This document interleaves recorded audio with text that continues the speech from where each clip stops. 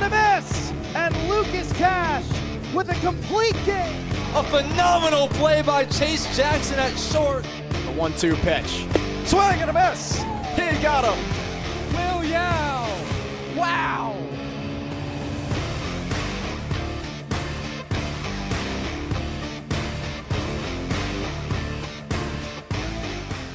Nothing soothes a rainy day quite like America's pastime. Hello and welcome to Cho Airport Field for this Valley Baseball League contest between the Charlottesville Tom Sox and the Harrisonburg Turks. Welcome inside the press box with Luke Stefanisco and Ben Rikosh. Folks, this is a big one in the grand scheme of things across the Valley Baseball League. A battle for the final and fourth playoff spot in the Valley League South Division between these two clubs that have had some good battles all season long. Yeah, Charlottesville coming off a loss yesterday. Before that, a 3-game win streak. So one of my keys to the game, which we'll get into in a little bit, is put that game yesterday behind you. There was some fight.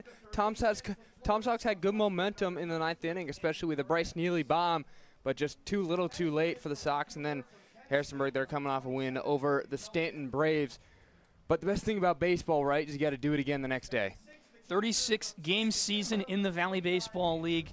We're already more than half the way there, Ben. And there's a lot different in this Charlottesville ball club, including a couple new faces on the roster as announced today to the team. Gary Gibson II, a graduated high school senior who is uncommitted, currently joining the roster out of the bullpen. And Harrison Campy, shortstop from Wofford, making the trek up to Charlottesville from the Carolinas. Some welcome additions. Some great Wofford players have come through Charlottesville in the past. You think of Ryan Wynn. You think of Andrew Manley. Some of those talented guys. Campy looks to be another one to this Sox team. Yeah, I'm excited to see what those additions bring. But for now, our lineup today will be Will Yao leading off at shortstop, Grayson McCollum, third base, Tommy Lansness. He'll be in center field, Aiden Harris, the DH. Brock Clayton playing right field today. Luke Craddock at first base. Xavier McClory back in his spot at second after playing third yesterday. Ben Cardone behind the plate. And Braden Bachman, who pitched an inning and third yesterday. He's back in left field. What stands out to you, Luke, about this lineup? Well, again, this is a lineup of a lot of guys that have had success. You think of Luke Craddock. His last two at-bats have both been doubles, and he's starting to find the barrel a lot more. Early in the season, you saw a lot more of the strikeouts, a lot more of the struggles at the plate, but he's been incredibly better compared to the start of the season, and that's a welcome change for this Sox team that's going to need some heroes down the stretch. Craddock has been the hero the last two nights. Both of his doubles actually came in the ninth inning of the last two games, so he's had a bit of a flair for the dramatic over the last two. And how about that picture of Luke Craddock right there? We'll roll into our pitcher on the mound in just a second, but before the game in Stanton a couple of days ago, he asked one of our photographers, hey, my mom once wanted me smiling. Can you get this one here? So happy guy looking to get a win today. And the starting pitcher today is Clayton Arma. And Clayton Arma has had a bit of a roller coaster season. You see the stats there, 19 strikeouts, prolific at getting swings and miss, but has tended to struggle in some of the bigger moments. Here's some film for the Harrisonburg game. It's one of his finest outings. His longest outing of the season came against Covington, where he provided 4.1 innings of work for the Sox with the depleted bullpen behind him. It was accomplished, but he took the loss in that game as the Lumberjacks ended up prevailing 6-1. The Sox offense couldn't get rolling. Clayton Arma, this will be his first start at home this season, has appeared on the road in every contest, gets a chance to test out the brand new mound at Cho Airport Field, courtesy of one Jason Mullins and one Evan Allwine. Yeah, and Clayton Arma, he started the week for the Tom Sox, their makeup game in Covington on Tuesday. He's closing it out, the final game here. A rainy day at Cho Airport Field, but a good one nonetheless against the Harrisonburg Turks. I'm excited to see what he can bring off 5 days rest. He's a SEC guy, so he can get that velo up if he needs to, but for him, key is just hitting the zone and getting batters out. Saw the velo rise to 94 and 95 when the Sox played Purcellville back in early June. Not climbing as high in Covington, but the mound there notoriously flat. Tough for pitchers to gain really any sort of velocity. The lineup the Turks will send out to take on Arma. Bennett Gary leading off playing right field. Trey Miranda batting second. He's the second baseman. Elijah Williams, the former Tom Sock, batting third. He's at first. Cleanup hitter is Andy Perez playing third. Brody Dalton, the league leader in home runs. He's batting fifth, playing left field. Andrew Fonte, the catcher, batting sixth. The seven-hitter Connor Spellman, the DH. In the eighth spot, Mason Greenhouse, the center fielder. And rounding it out at 9 is Garrett Harper, the shortstop. Well, this Harrisonburg team that's coming in seeking their third win in a row. Obviously, as we talked about, you can look at the standings here real quick. A big game in the grand scheme of the Valley Baseball League. Charlottesville, they're sitting at fifth. after a loss yesterday. Harrisonburg is at 4th. And a reminder, as you see at the bottom of the screen, the top 4 teams from each division make the playoffs. Take a look at the South or the North Division as well. Very tight near the top. Purcellville 12-9, holding the 1 spot, but Winchester, Strasburg, and Newmarket all incredibly close. The Rebels jumped out to the 1 spot for a large portion of the early season, but have came back down to earth as of late. In the South, Waynesboro has rolled over everyone. The Mike Galino era has gotten off to an incredible start over at Kate Collins Middle School, as we'll get set for this Valley Baseball League Sunday matinee between the Turks and the Tom Sox. Happy to be joining you here on Tom Sox TV. Thanks for choosing to spend your Sunday afternoon with us. Arma ready. Kicks and fires. A first pitch outside for ball 1. And a 3:05 p.m. first pitch, 80 degrees. It's drizzling rain, a wet field, but a good crowd, kind of sparsely scattered around Show Airport Field. Arma's next pitch runs up high, and he's quickly behind 2-0. And that's the key for Clayton Arma. He needs to get ahead in counts. Has the stuff to generate swing and miss, but hard to get batters to bite when you're missing the zone consistently. Arma from the windup, 2-0 pitch. Again, just a little high, and it's 3-0 to the leadoff man, Gary. Well, this was a big problem for the Tom Sox yesterday against Covington, not allowing free base runners. You can't do that. Tom Sox walked 15 guys yesterday. In danger of his first walk here, Arma's pitch misses inside, and a 4-pitch walk to begin the contest for Bennett Gary, and a dream start for the Turks. Yep, Bennett Gary brings up Trey Miranda, second baseman for them, who's had a good season so far under the new head coach of Tyler Bocock out there in Harrisonburg. Yeah, new change in the regime for Harrisonburg. Bocock spent a lot of time with his father in Woodstock as an assistant coach. He also played in the Valley Baseball League for a few years during his collegiate career. This is his first opportunity as a head coach in the Valley, and he's gotten the Turks off to a solid season. Miranda digs into the left-handed batter's box, the switch hitter. Arma will check Gary over at first unsuccessfully. And to run through the defense for the Tom Sox, it'll be Braden Bachman in left field, Tommy Lansness in center, Brock Clayton in right. At third base is Grayson McCollum. Shortstop, Will Yao. Second base, Xavier McCory. And first base, Luke Craddock. Behind the plate, Ben Cardone. 5th straight ball to begin the game for Arma as Miranda moves ahead 1-0.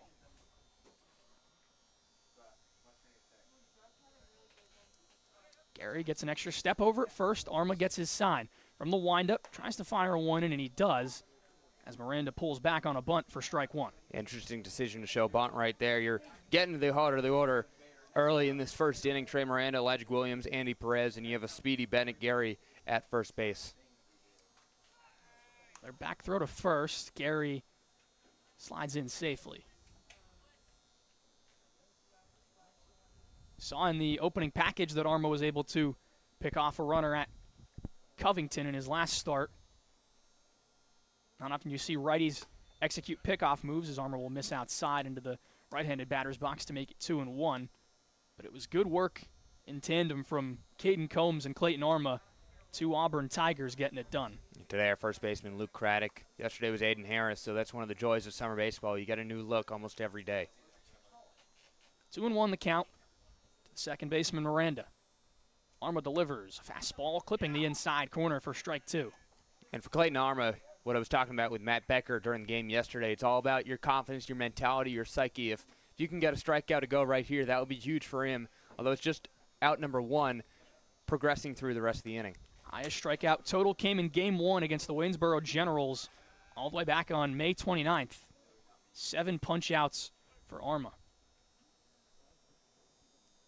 Redshirted his freshman season with the Tigers. Potentially big plans on the way for him when he gets back to campus. Gary goes. This one's grounded right back up the middle. Yao fields it on the bag, throws to first. Talk about a tailor-made 6-3 double play.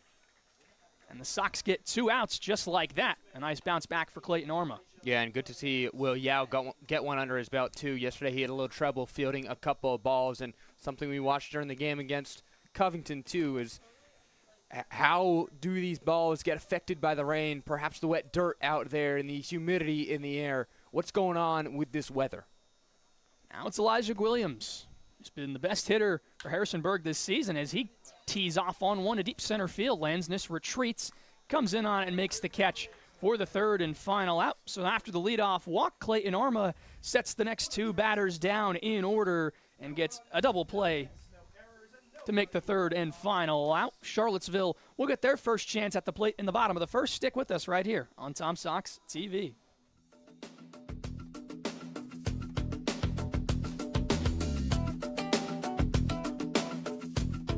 Want to support the Tom Sox?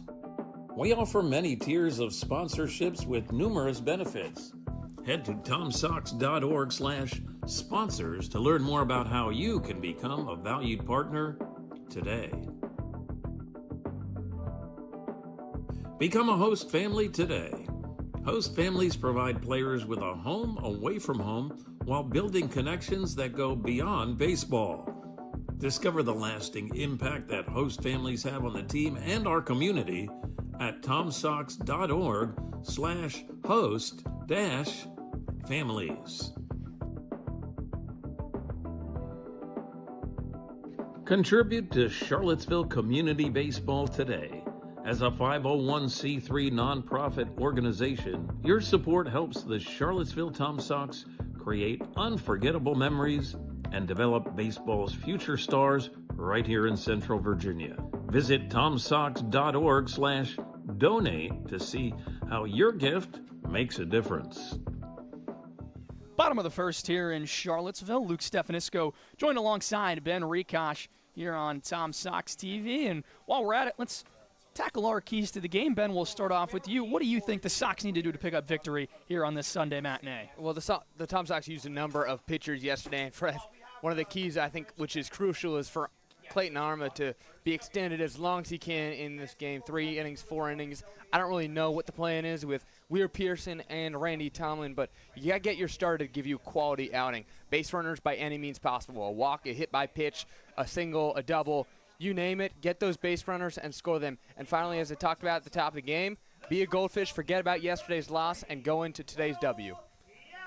Well, for me today, it's pretty simple. Patience, and you want to hand the keys to this game to Brandon Dahlman, the league's best pitcher with a 0 ERA across all of his appearances and 31 strikeouts on the year. You want to hand him the keys to a Ferrari. Don't hand him the keys to a Honda Civic. And how about that picture, you Luke, right there? Willie Yao drops a bunt down the third base line. Charging in is Perez, and he makes the throw over to first in time for the first out. And yeah, Matt Becker, our graphic designer for the broadcast today, could have asked to use my Tom Sox intern headshot from last year and chose to use a picture of me in my football uniform, which is... Is there a story behind that photo?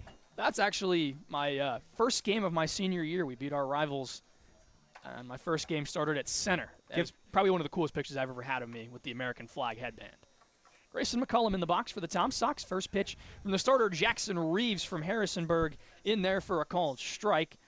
Reeves has gotten back on track after 2 rough starts to begin the campaign. The 8 ERA doesn't tell the whole story. 2 solid starts for him in his last 2 appearances. McCullum grounds a breaking ball foul over towards the Turks dugout. He's behind 0-2. And Grayson McCullum, a good hitter for the Tom Sox this year, got the day off yesterday and could have helped the Sox in what ended up being a loss, but Randy Tomlin likes to give his guys a day off, usually about once a week. Reeves gets his sign from the windup, the 0-2 pitch. He'll miss it outside with a bender, and it's a 1-2 count. McCollum leads the team in hits and RBIs as well as extra base hits. 0 for 3 in Covington on Friday. The 1-2 pitch, just off the outer edge with a heater, and evens the count at 2 apiece. The defensive alignment for the Turks behind the plate, Andrew Fonte. The corner infielders, Elijah Williams and Andy Perez. Up the middle, Trey Miranda and Garrett Harper. And then from left to right in the outfield, Brody Dalton, Mason Greenhouse, and Bennett Gary. 2-2 pitch will run outside again, and it runs the count full.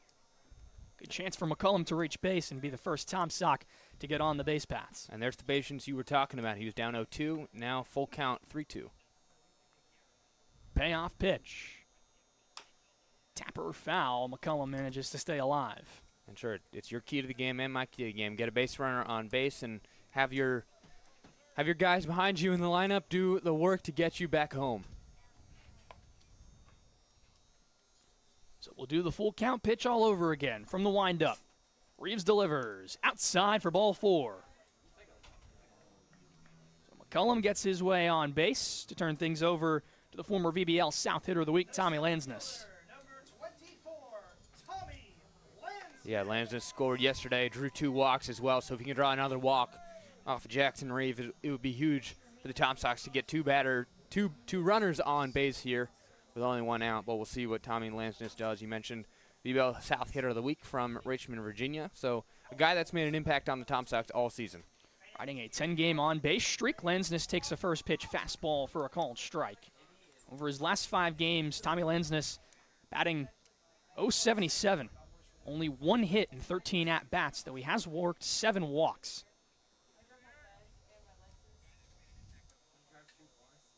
A 1 pitch from Reeves. Lansness fights it off the hands. It's a 1-hopper over to short. Goes to second for 1. The throw over to first will not be made. So a 6'4 fielder's choice for Tommy Lansness, and it'll give Aiden Harris an opportunity in the bottom of the first. And Aiden Harris has been crucial for the Tom Sox this season. He had a good streak for a week there and lost it a couple of days ago, but yesterday he was impactful with a hit and a run on his name. So Aiden Harris now with a runner on first base and 2 outs, seeing if they can help the Tom Sox strike early. First pitch to Harris, a breaking ball that drops in nicely for strike 1.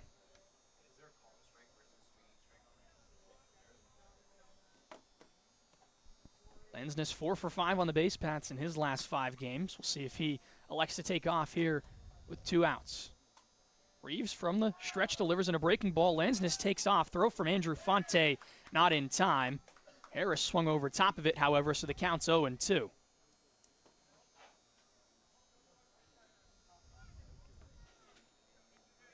Jackson Reeves will have to try and strand a runner in scoring position here in the bottom of the first.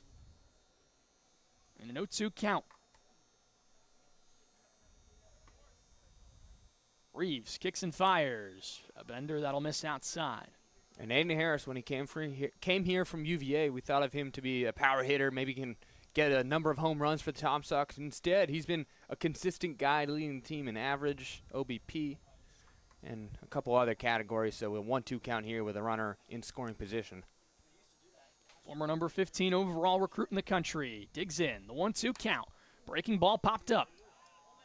Back behind the backstop, and it gets out of play. And it's humid here as we give a first inning weather update. Humid still. It looks like the drizzling rain has slowed down.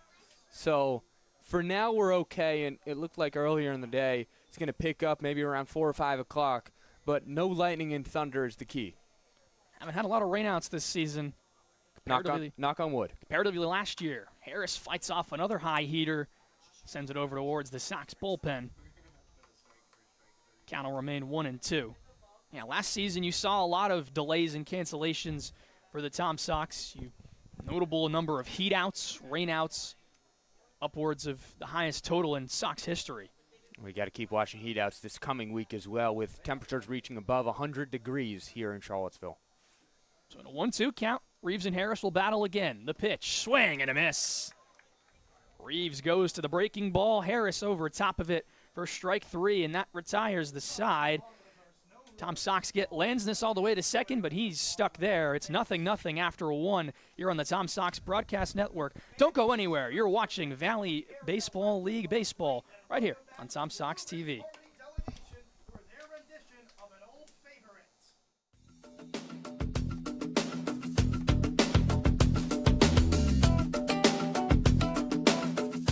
Stay connected with the Tom Sox.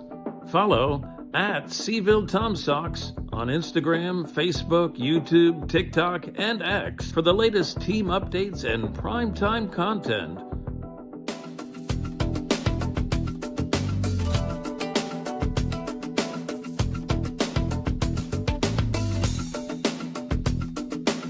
Explore our redesigned website at TomSox.org for everything Tom Sox baseball, and sign up for our no-cost email newsletter.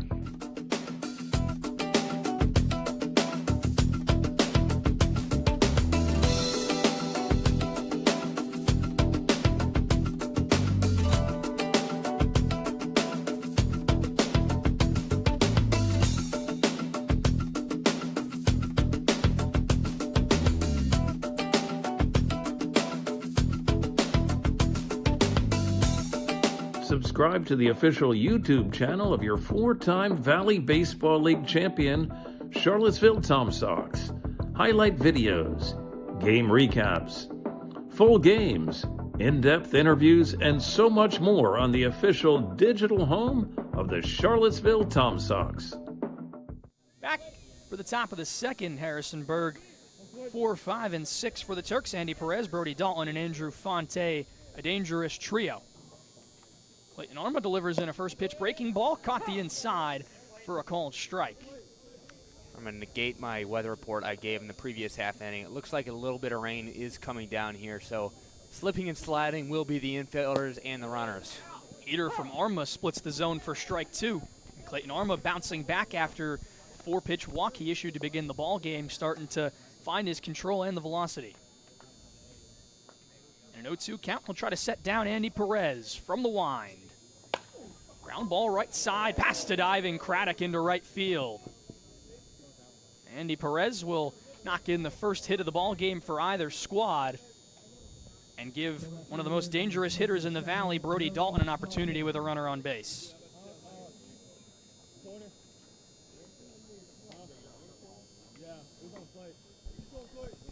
Six homers on the season for Brody Dalton. While the average might not be as high as you'd like, slugging .576. Has the extra base power in that lefty bat. Arma's first pitch to him just misses inside. And Dalton moves ahead. And there's Arma with the velo again. He can get it up if he needs to. But obviously the important thing for him, a guy that's trying to stretch his outing, is getting in the strike zone. Dalton checks his swing at a pitch elevated just a little from Arma, and it's a 2-0 count. And that's been the advantage with the newly designed mound that Randy Tomlin, Jason Mullins, and a litany of players worked on prior to a couple of the games last week. It's allowed pitchers to gain some extra oomph and velo to their fastball as Dalton crushes one. Deep right field, it's out of here. Clayton Arma hung the breaking ball, and Brody Dalton hits his Valley best 7th homer of the year to give the Turks a 2-0 lead. And that looked for a second like it was going to curve just a little bit to the right and land foul for the Tom Sox, but no way, Jose. That one was all the way in the trees for Dalton, and he gives them a 2-0 lead. Big fly for Harrisonburg, who had been inauspiciously quiet against the Tom Sox all season long. A 10-0 shutout loss to the Tom Sox, courtesy of Lucas Cash in their last time out. 2 runs early in this one.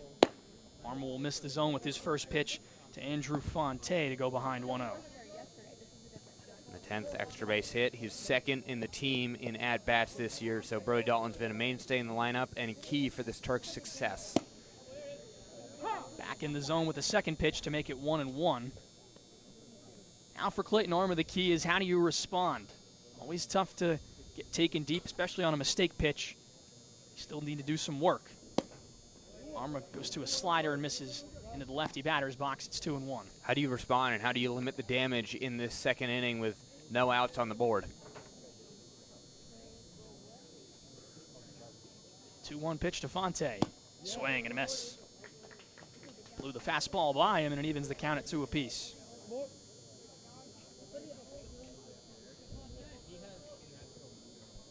Fonte played in 13 games this season for Harrisonburg. 10 hits on the campaign, a .238 average. Breaking ball just missed. And it runs the count full. Already one walk allowed for Clayton Arma. That was the first batter of the game. Full count pitch. Swing and a foul tip into the mid of Ben Cardone. 20th strikeout of the year for Clayton Arma. Do they call that the announcer's reverse jinx? I think they do. Out number 1 of the inning is Connor Spellman, the DH, is up to bat. His 15th game of the Turks season this year. He has 12 hits. And after a big home run by Brody Dalton, looking to tack on some more runs. First pitch to Spellman, a breaking ball, misses down low. And again, Arma falls behind in the count.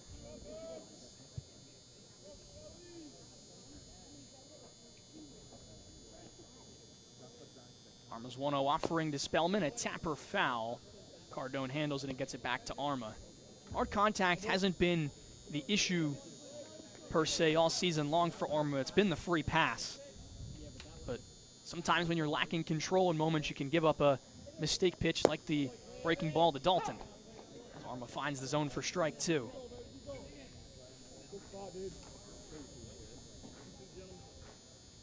Arma has been effective in his starts for Charlottesville when he's been called on, however.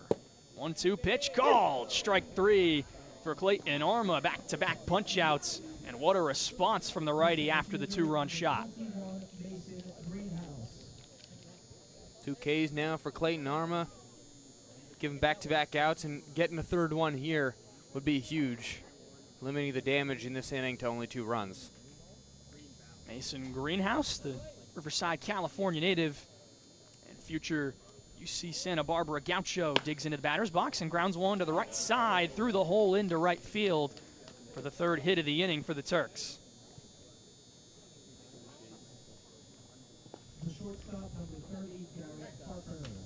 Back to the bottom of the lineup for Harrisonburg. Garrett Harper will get an opportunity with 2 men down. And Harper, a guy that you want at the bottom of the lineup. He's drawn 7 walks in 12 games this season for Harrisonburg. So for him to get on base would make 2 runners and then bring up the top of the order.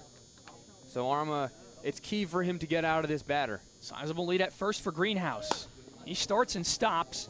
Harper lines this one into center. Lansness coming on, reaches out and makes the catch for the third out, but not before Harrisonburg's able to add 2 runs, courtesy of the 2-run homer from Bodie Dalton. It's 2-0 after 1.5 here in Charlottesville. We'll step aside and be right back with more Tom Sox Baseball.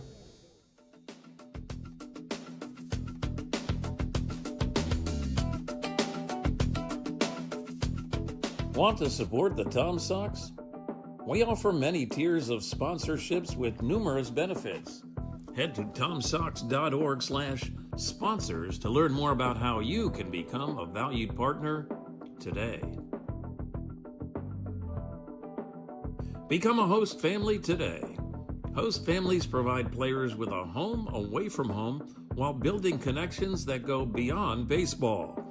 Discover the lasting impact that host families have on the team and our community at tomsox.org/host-families. Contribute to Charlottesville. Back here in the bottom of the second, and we'll take a moment to recap some of the last few games for Charlottesville. Well, Charlottesville is coming off of 3 wins. That's Wednesday, Thursday, Friday. Wednesday here in Charlottesville, Thursday in Stanton, and Friday in Covington. Luke, the key to that game was patience and discipline at the plate, getting base runners and allowing the rest of the team to do the work and get them around to score. Brock Clayton will lead it off for Charlottesville. Clayton had a double and a single yesterday, one of his finest games of the season. Clayton arrived late into the season, but was also a member of the Sox last year, where he was a valiant contributor to their VBL championship roster. Takes a fastball inside from Reeves for a called strike to even the count at 1 apiece. And a notable return back to Cho Airport Field today is assistant coach Coy Tomlin. And when I asked Coy what he thought about the game today, if he had any predictions, he just said Brock. So let's see what Brock does. Clayton, as Clayton lines that one into left field for a base hit. Having some trouble with it out and left is Brody Dalton. Clayton will try to advance to second. Throws not in time.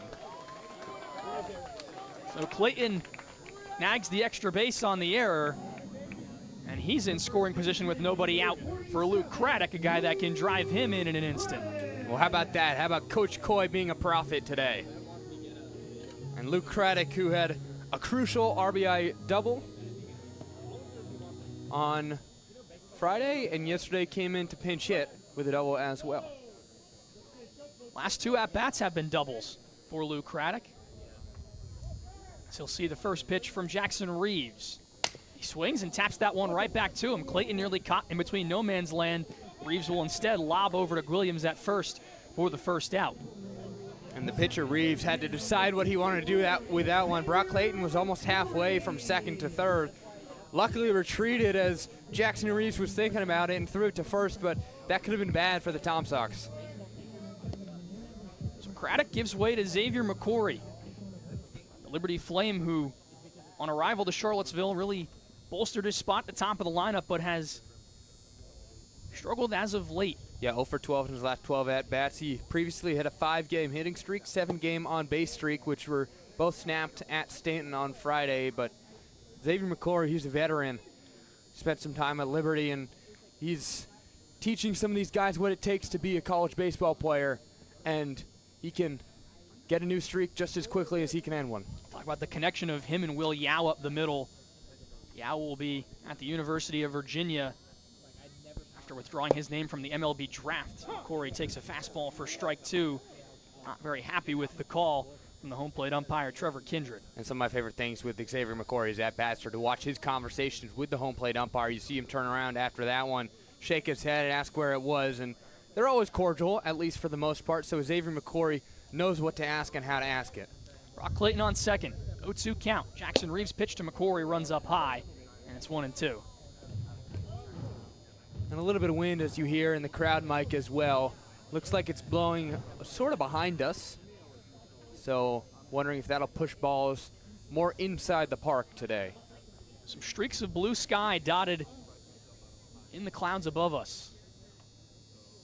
1-2 pitch to McCory, grounded back up the middle. Reeves tried to get it, couldn't hang on to it. Harper to his right makes the play and retires McCory for the second out. Clayton advances to third and gives Ben Cardone a chance to put the Sox back within 1. Yeah, Ben Cardone came in as a pinch hitter yesterday. Couldn't get anything to go for him, but he's a power guy from VMI, 5'9", 180. Plays catcher, so you know he has that discipline behind the plate. But we saw a home run launched by him early in the season, so he can do it if he wants to get one and sees a pitch he likes. First pitch to Cardone, fastball splitting the zone for strike 1.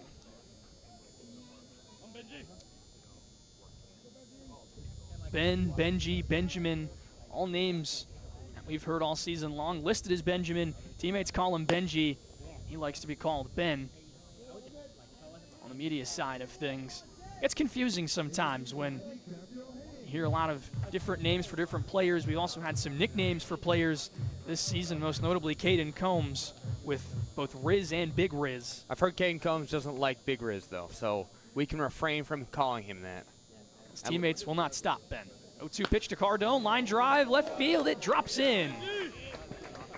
And Cardone gets a knock and makes it a 2-1 ball game for Charlottesville. He hit it right in front of the outfielders, and Brock Clayton, as predicted by Coach Coy Tomlin, was ready and came around to score.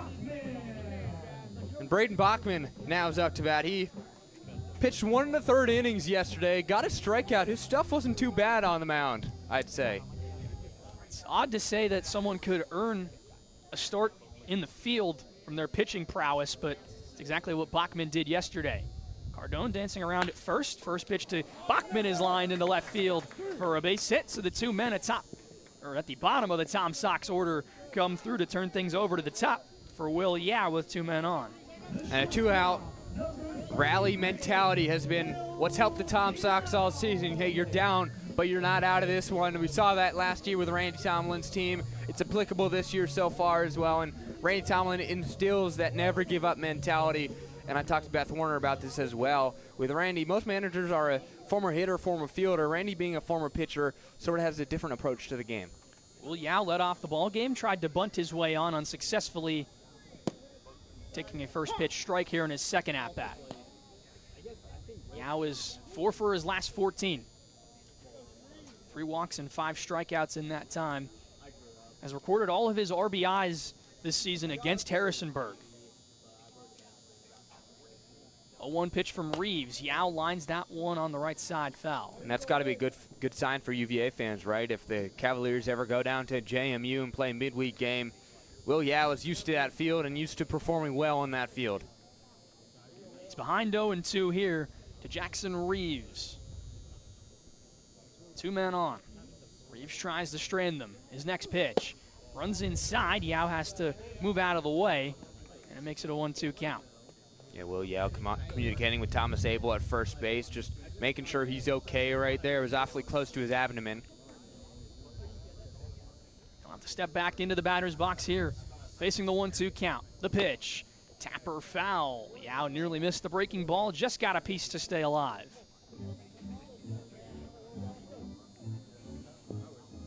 Big opportunity for Charlottesville to answer right back following the 2-run homer from Brody Dalton in the top of the second. With Cardone at second and Bachman at first. 1-2 again to Yao. Swing and a miss. Reeves went to the heater outside. Yao couldn't get the bat to it.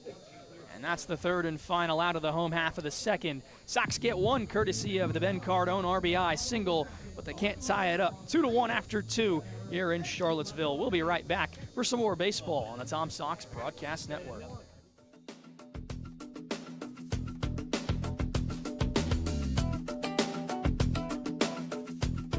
Want to support the Tom Sox? We offer many tiers of sponsorships with numerous benefits. Head to tomsox.org/sponsors to learn more about how you can become a valued partner today. Become a host family today. Host families provide players with a home away from home while building connections that go beyond baseball. Discover the lasting impact that host families have on the team and our community at tomsox.org/host-families. Contribute to Charlottesville Community Baseball today. As a 501c3 nonprofit organization, your support helps the Charlottesville Tom Sox create unforgettable memories and develop baseball's future stars right here in Central Virginia. Visit tomsox.org/donate to see how your gift makes a difference.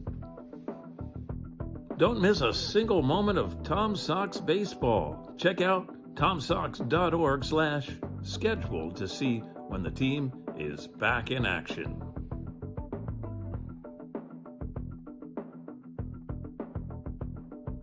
Learn from the best this summer. Join Tom Sox players and coaches in our annual summer camps.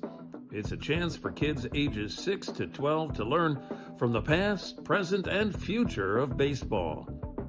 Find more information and sign up at Tom Sox. On to the third inning with Harrisonburg leading 2-1 over Charlottesville, and these two teams very familiar with each other since Charlottesville's entry into the Valley League in 2015. They hold a 36-33 record over Harrisonburg, but this season it's been all Charlottesville. 3-1 after the Turks took Game 1. 3-game win streak for the Sox. Yeah, one of the few teams in the Valley League you'd consider a rival of the Tom Sox. You'd be the Turks, maybe the Braves, maybe the Generals, maybe the Cavaliers, not sure, but Harrisonburg definitely on the list. Arma's first pitch to Trey Miranda misses outside. And that's both because of quantity of matchup and quality of matchup for the Tom Sox and the Turks. They've had a number of playoff games as well. That's Bennett Gary in the box for the Turks as he flies that one into left center field. Bachman and Lansness over. Lansness will call off Bachman to make the catch for out number 1. And there we go. Good communication again. That was a key yesterday for the outfielders. You saw some trouble with it on Friday in Covington, how Will Yao, Xavier McCory, and the trio in the outfield couldn't quite get on the same page for every pitch, but they've since learned, hey, we got to talk about this. We're new teammates. We don't quite get each other's vibe yet. It's important to call out every single pitch. That's the adjustment you see with many summer ball teams across the country. Entirely new team of new players, guys that you've never met in your life. Next thing you know, you're starting to them in the outfield. Arma drops in a breaking ball for a call and strike to Trey Miranda. With Trey Miranda at bat, how about this sun coming out at Cho Airport Field, Luke? Not only is the rain dying down, but a little bit of nice weather as well. Check swing, he went around, and it's strike 2. And Ben, I guess all you could say then is Mother Nature must love the Charlottesville Tom Sox. Knock on wood again. We will knock on wood, but blue skies starting to creep through even more here at the Cho. 0-2 pitch to Miranda, swing and a miss. Down in the dirt, Clayton Arma gets strike 3, his third punch out of the afternoon. And with 2 outs, Elijah Williams will get his second at-bat. Elijah Williams, a big power hitter. He flew out to deep center field early in this one, but as we saw with the Tom Sox last year, and specifically that home run at Fireman's Field in Purcellville, he can hit this baseball far. Arma's first pitch to him, an off-speed offering outside for a ball. Especially if Arma leaves one hanging like he did in the previous inning for Brody Dalton. Elijah Williams would take advantage of it. 1-0 pitch, check swing from Williams, appeal to third. And according to Kyle Dickerson, he held back. It's a 2-0 count. Short stint in Charlottesville for Williams last year, but he accomplished a lot. 2-0, takes a fastball that clips the outside corner for a called strike. You talk about that go-ahead home run in Purcellville. He had multiple multi-double games where he loved to find the gaps here at Show Airport Field. 2-1 pitch to him, and he lines that one deep into right field. Clayton going back, and it's off the top of the wall. Williams, not the fleetest of foot, will have to hold up at first as Clayton got there in enough time to keep him there. So it's a very long single for Elijah Williams. And Andy Perez will stay alive and get a chance this inning. And Brock Clayton lucky to find that and get it out. I think it was stuck in the bottom of the fence for a second, so he had to really grab that one. It took him a second, but a good throw down to McCory at second by Clayton held Williams at first. So Andy Perez, 2 down, and Williams off of first. First pitch he sees, he fouls that one straight back off the screen for strike one. And again, back into the fence behind the backstop at Cho Airport Field. And you can hear that whether you're wearing headphones in your living room, in the car, no matter where you're watching this game. We appreciate it, but you can also tell why we call this the best crowd mic in the business. Picks up a lot, sometimes more than you want it to. 0-1 pitch to Perez. He thought about a swing, held back. They'll appeal down to first, and they'll say he went. And a shout out to Ben Cardone as well for holding it down behind the plate. He didn't let that one go far past him and held Williams at second too, or at first, excuse me. So now Perez facing an 0-2 count, trying to keep this inning alive. Arma looking to end it from the stretch. The 0-2 pitch, beautiful breaking ball for a called strike 3. Totally fooled Perez for the third out. And Clayton Arma strands Williams after the 2-out single. It's a 2-1 ball game. We're moving quick here in Charlottesville. We'll be right back with the bottom of the third after these words from some Tom Sox.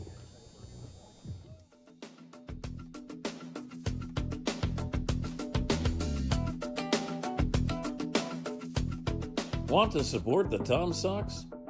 We offer many tiers of sponsorships with numerous benefits. Head to tomsox.org/sponsors to learn more about how you can become a valued partner today. Become a host family today. Host families provide players with a home away from home while building connections that go beyond baseball. Discover the lasting impact that host families have on the team and our community at tomsox.org/host-families. Contribute to Charlottesville Community Baseball today. As a 501c3 nonprofit organization, your support helps the Charlottesville Tom Sox create unforgettable memories and develop baseball's future stars right here in Central Virginia.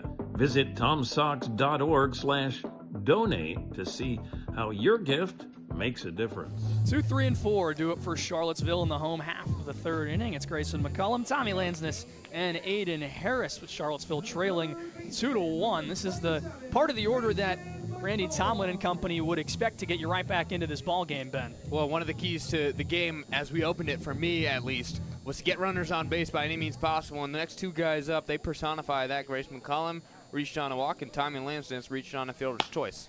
McCullum lines the first pitch into left field for a leadoff knock to begin the bottom of the third. And there you go, Ben. The perfect start and the perfect world for Charlottesville in this half inning. Yeah, and Grayson McCullum put that in the exact right spot. Easy, comfortable on first base, and it brings up a guy in Tommy Lansdance who has the ability to make something happen with a runner on base. Lansdance had to fight one off his hands in his first at-bat and grounded into a fielder's choice, reached base, got away to second, then was stranded after Aiden Harris went down swinging back in the first. He takes a first pitch inside from Reeves to begin this at-bat and move ahead 1-0. Coming to this one, 8 RBIs for Tommy Lansdance, and a perfect spot right here for a potential 9th. McCullum gets his lead off of first. Reeves will throw over to first and Williams, but no tag applied as McCullum steps back in safely. And hey, watch out for Grayson McCollum as well. 8 stolen bases. He's perfect on the year. In Kennesaw State, he can do it. 1-0 count. Reeves fires in and misses outside. Good hitters count for Tommy Lansness. Someone who can work both gap to gap and pull side to leave the yard. 2-0 the count. Reeves kicks and fires. Lansness watches that one miss outside, and he's now in a 3-0 count. I want to give a shout out to Tommy Lansness' mother, who's been at a number of our away games over the last week. It's been fun to get to know her and support her son through the entire Valley Baseball League season. Reeves' 3-0 pitch to Lansness in there for a called strike, and I want to give a shout out to all the families that are watching or have been around the ballpark. It's been great to meet you and represent your children as they continue their collegiate careers. That's one of the cool things about summer baseball. You get to learn the person behind the player, too. 3-1 misses, and Lansness works a walk. So runners on first and second for the Sox with the cleanup hitter Aiden Harris strutting to the plate. And Harris struck out his first time up, but the word you talk about with Harris is consistency. A .344 batting average in 10 games with the Sox. 11 hits as well. He has a double to his name, as well as 4 RBI. So Aiden Harris, a guy that can do it here with no outs in the 3rd inning. Batting .333 with runners in scoring position this season is Aiden Harris. Good guy for this spot. Harris swings and misses at the first pitch. Fastball from Reeves. It's an 0-1 count. And a big swing, just not on time for it. But Aiden Harris knows the stakes of this at-bat and knows how it could potentially change the game with that one. McCollum on second, Lansness on first. Not out of the realm of a double steal from the Sox. 0-1 runs inside. Harris bends out of the way. And evens the count at 1 apiece. When I said that, McCollum has 8 stolen bases on the year. Tommy Lanston's not far behind with 6. Reeves trying to work out of some danger here in the home half of the 3rd. His 1-1 pitch. Breaking ball misses by the shoes. And it's 2-1.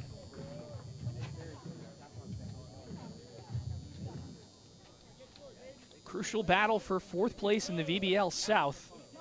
And a big moment early in this one right here. Nobody out, 2 men on for the Tom Sox. Reeves delivers the 2-1. Harris taps it back to the screen. It's 2-2. After Aiden Harris, it'll be Brock Clayton, Luke Craddock, and Xavier McCory if it reaches that far. 3 guys that can either put some power into it or get on base. Reeves takes a look to McCollum at second. He comes to the plate.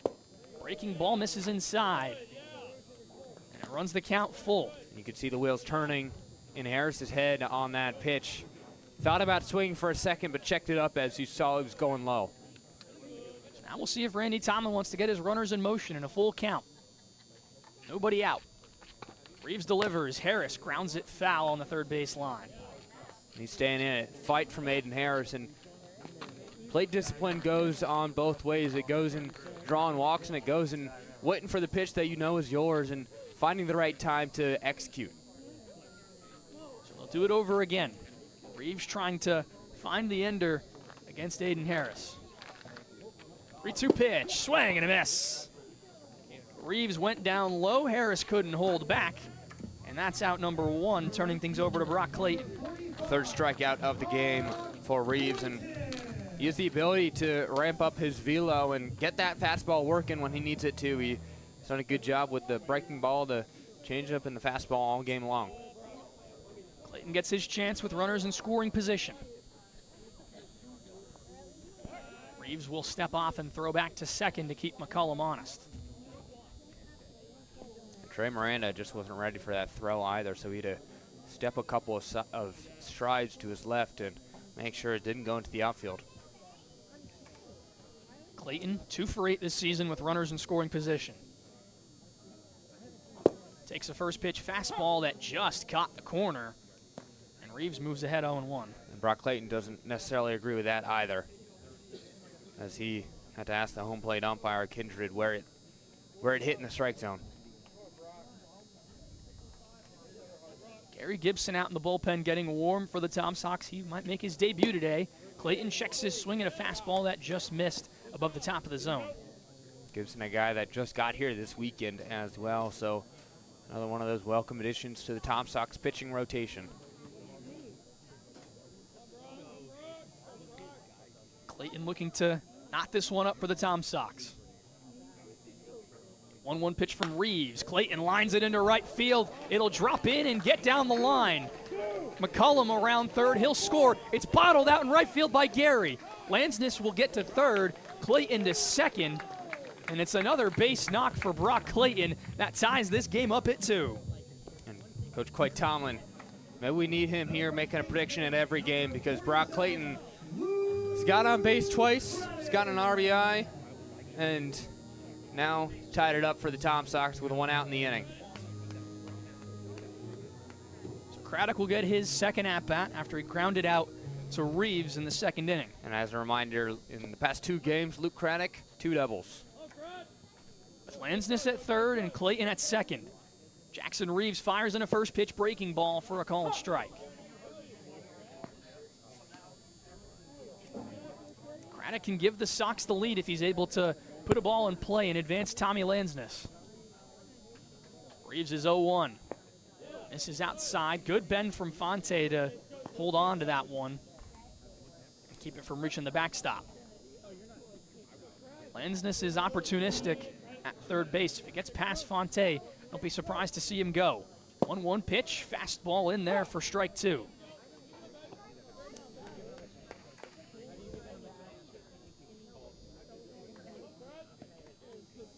Craddock trying to put this ball in play. Has 1 strike left to do so in a 1-2 count. The pitch from Reeves. Fouled away. That one hit with a lot of force by Luke Craddock. And it remains a 1-2 count. Craddock, the second game of the season, had a homer in Culpeper. And, you know, he has that power at first base, a typical guy that you'll see playing first. 1-2 again. Swing and a miss. Beautiful bender from Reeves to record the second out and put all the pressure on Xavier McCory. And the 4th strikeout of the game for Reeves so far. It's been a great outing for both pitchers, and Clayton Arma and Jackson Reeves, and this would be an opportune time for Xavier McCory to get out of his slump he's been in since Friday. In a big spot, can McCory come through? Lansness on third and Clayton on second. Jackson Reeves from the stretch, first pitch to him, down in the dirt for a ball.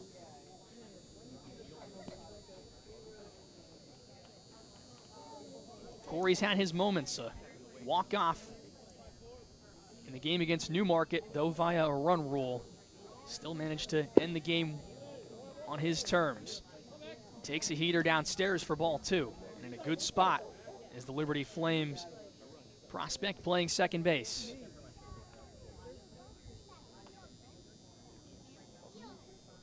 Reeves' 2-0 pitch to McCory. Ground ball right side. Williams gloves it cleanly. He'll take it himself to the bag for out number 3. And so Charlottesville gets 1 to tie it up, and they threaten for more, but strand 2 on second and third. It's a 2-2 ball game after 3 full innings here at the show. Don't go anywhere. We got a good one on our hands, folks. You're watching on Tom Sox TV.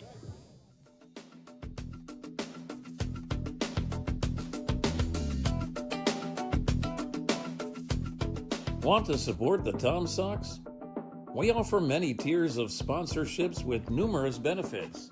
Head to tomsox.org/sponsors to learn more about how you can become a valued partner today. Become a host family today. Host families provide players with a home away from home while building connections that go beyond baseball.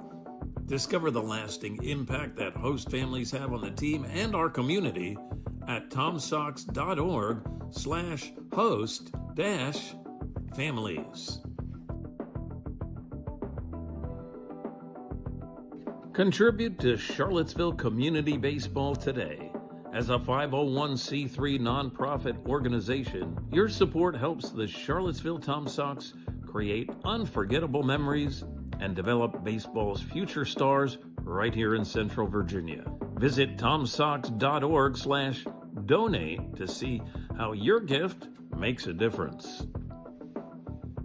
Don't miss a single moment of Tom Sox baseball. Check out tomsocks.org/schedule to see when the team is back in action.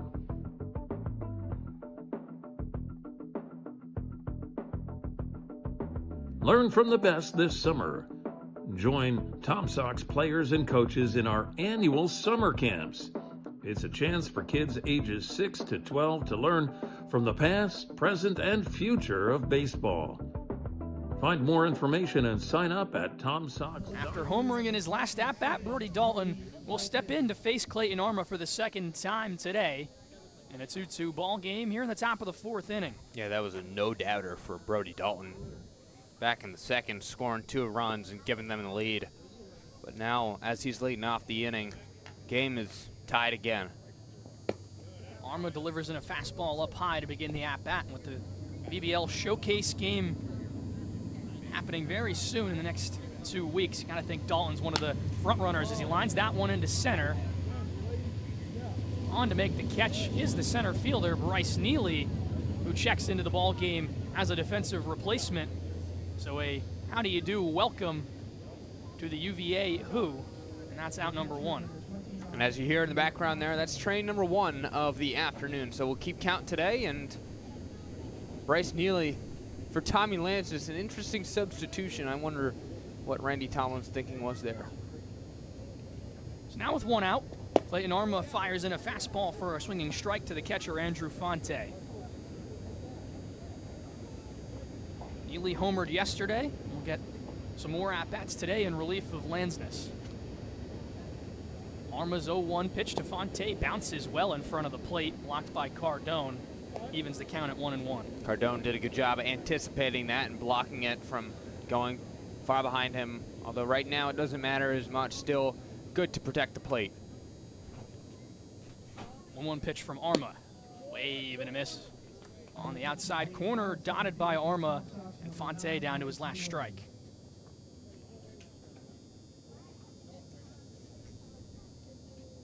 Back into the box is the catcher, Fonte. Arma working out of the windup. His pitch. Breaking ball, lined on a hop into left field. Nice 2-strike approach there from the righty. And he works his way on first with 1 out. Yeah, we'll see if Xavier McCory and Will Yao, the middle infield duo for the Tom Sox, set up in a double play depth category right here with a runner on first base and 1 out. But a tie game, crucial to protect this score if you're Charlottesville. With Gibson still warming in the bullpen, Arma faces some trouble. Runner on first. First pitch to Spellman is up high. Check swing, he went around.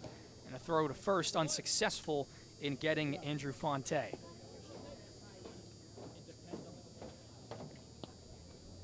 Make it an 0-1 count to the DH Spellman. Arma now out of the stretch. The next pitch. Swing and a miss. High velo from Clayton Arma. Generates strike number 2.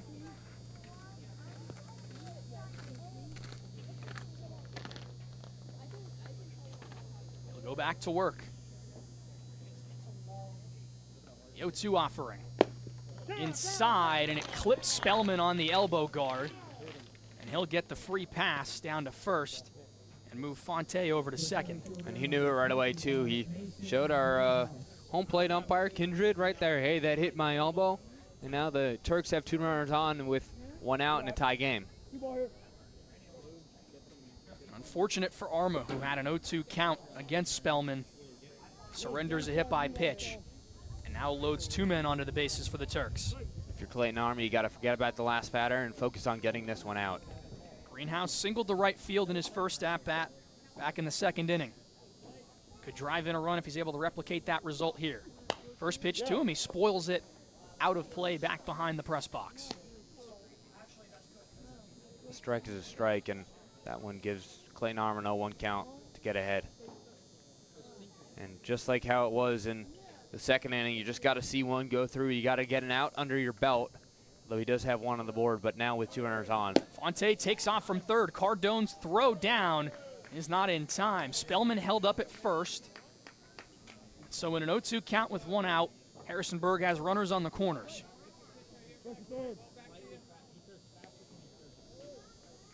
A big pitch for Clayton Arma here. Corey and Yao still at double play depth. However, the go-ahead run is 90 feet away at the third base bag. Arma taking his time, gets his sign. 0-2 pitch. Caught the outside corner. Beautiful off-speed offering from Clayton Arma. Gets Greenhouse looking. And with 2 outs, he's an out away from getting out of the trouble. And Greenhouse wasn't sure about that, but how about strikeout number 5 for Clayton Arma?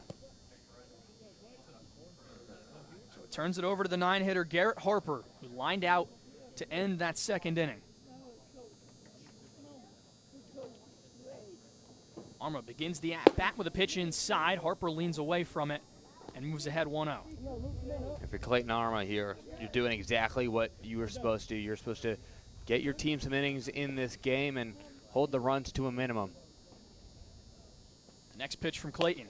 Popped up, back out of play, and it makes the count 1-1 strike. I think it was 7 pitchers used by the Tom Sox yesterday and only a couple available today. So for the Tom Sox to get this outing out of their starter is huge going into the break on Monday and Tuesday. Well, the key available name is Brandon Dahlman, the Valley's best. Harper drops one down the third base line. Arma over to get it. He'll be able to hold Fonte at third, and Harper will reach base. However, nobody else is able to advance. And now the bases are loaded for Bennett Gary atop the Turk order. And a good decision by Clayton Arma to not try to stretch anything and get too fancy. And if there were an error made, then that could score more runs than he'd want to and limit it to nothing while getting the bases loaded. Hey, just another out you have to achieve with Bennett Gary coming up to bat. But here comes Will Pearson trotting out to the mound to have a conversation with his pitcher. And I think the conversation right here is just, hey, you have 2 outs, bases loaded, calm down, find your stuff. All you need is 1 more out to end this inning. While we have a second, we'll take a look at the VBL standings and remind you the importance of this contest. Harrisonburg and Charlottesville battling for the 4th and final spot in the playoffs in the Valley League South Division. A half game separating these 2 teams. Harrisburg currently in 4th place. This goes a long way in the long run of this season, and Charlottesville would love to get as many wins as they can against the Turks. Yeah, currently lead the season series, but Luke, a new format for the VBL playoffs this year. The top 4 teams make it. All series are 3-game series now to end July. First pitch to Gary, misses upstairs for ball 1. The base is juiced. Arma's going to have to find his best stuff. 1-0 pitch to Gary. Just off the outer edge, and it's a 2-0 count. Arma trying to use that fastball to locate his spot. Through the first 2 pitches, he hasn't found it, and Ben Gary, a dangerous hitter here at the top of the order. 2-0. That one in the strike zone. Arma battles back into the count. It's 2-1. And all you need for Clayton Arma is 1 pitch that would result in an out, but the same goes for Ben Gary. All you need is 1 pitch that could result in a number of runs. Be a big momentum saver if he can strand the bases loaded. Pulls and misses outside on the 2-1 pitch to make it 3 balls and 1 strike. And he's in danger of walking in the go-ahead run. Gary Gibson still throwing in the Tom Sox bullpen. Arma working out of the stretch. 3-1 pitch.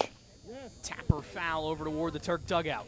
And it runs the count full. Runners will be in motion on the pitch. Well, this is what they talk about when you're a kid, right? Bases loaded, full count, 2 outs in the inning. This is what dreams are made of right here for Ben Gary, who walked in the first and flew out in the 3rd. Arma and Gary in a full count, 2 outs, top of the 4th. The pitch, inside and down low for ball 4. Arma walks in Fonte, and it's a 3-2 ball game. Harrisonburg retakes the lead. We'll see what the leash is here for Clayton Arma as Randy Tomlin and Will Pearson are deliberating in the dugout. Is a change coming as we head to Trey Miranda, the 2-hole hitter for Harrisonburg? And it's not Gary Gibson out in the Sox bullpen. It's now Anthony Mancini throwing. And the St. Peter's product from Bayonne, New Jersey might be the next man up. Line drive, Trey Miranda coming on is Bachman, who has to pull it up and field it on a hop. His throw to the plate is offline. Cardone can't scoop it. Gary gets to third, Miranda holds at first, and a 2 RBI single makes it 5-2 Turks.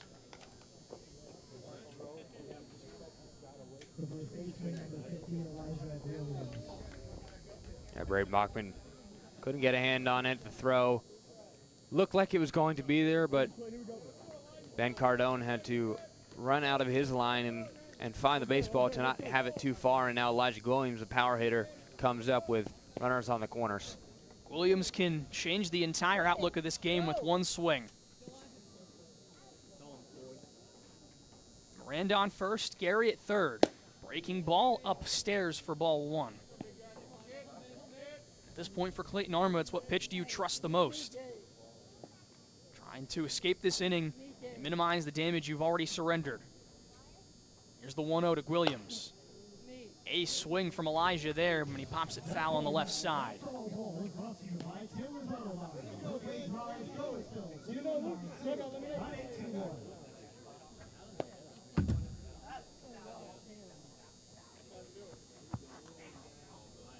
Pause here. Williams steps back into the lefty box. We'll see if Miranda gets in motion to try and put himself in scoring position with 2 outs. 1-1 to Williams. Fastball down low. Okay, now it's Mancini, Randy Tomlin at the top of the dugout, letting Clayton Arma finish this batter, but you wonder how much he has left. 2-1 to Elijah. That one caught the outer edge. Williams not happy with the call as it evens up the at-bat at 2-2. Williams has been swinging a hot stick as of late. Chance to add on to the Turk lead. Arma delivers. Williams taps it back off the fence. And patience, well, that's a key for Tom Sox batters. It's also a key for Tom Sox pitchers.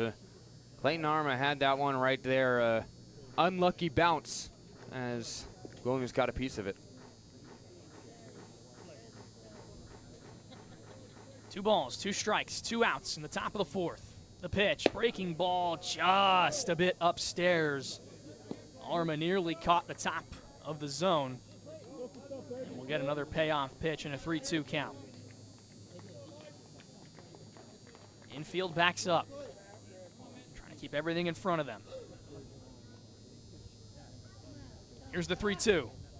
And Williams taps it off the screen. And as the runner went there from first to second, he'll have to retreat as Clayton Arma and Elijah Williams face off again. And Arma taking his time strolling around the pitcher's mound. Arma out of the stretch. He heaves. Inside and down low again. And he'll reload the bases on a walk for Elijah Williams. And here comes Randy Tomlin. A change will be made. Clayton Arma's day is done as the bases are loaded. Anthony Mancini coming up after the break.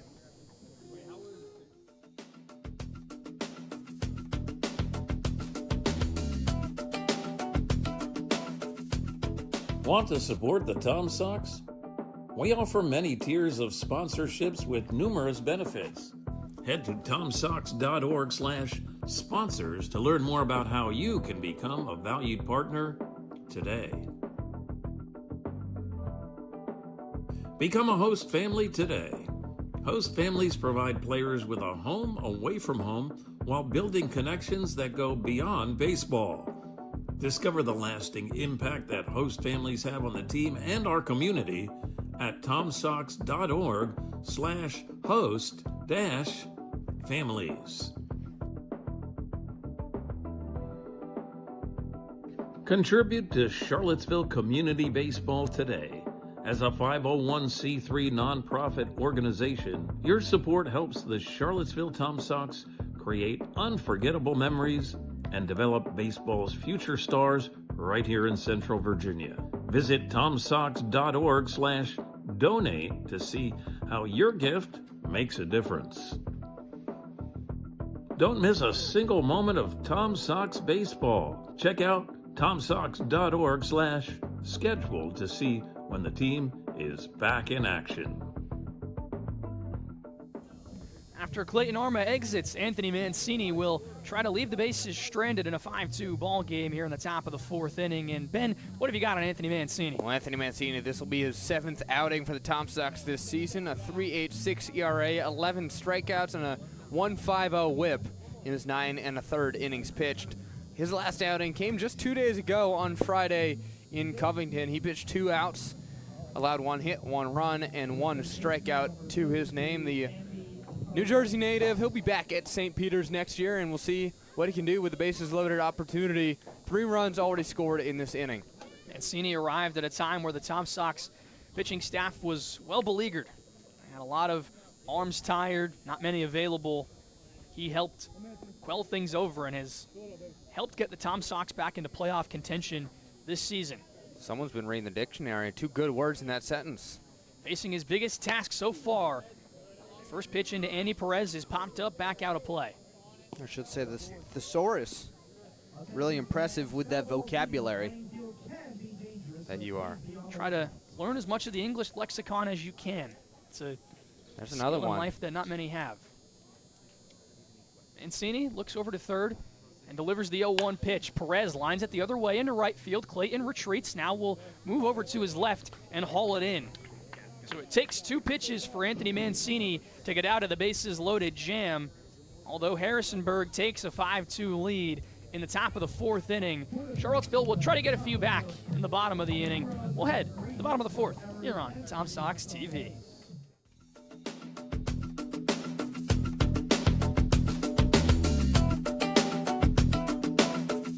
Stay connected with the Tom Sox. Follow at Seville Tom Sox on Instagram, Facebook, YouTube, TikTok, and X for the latest team updates and primetime content.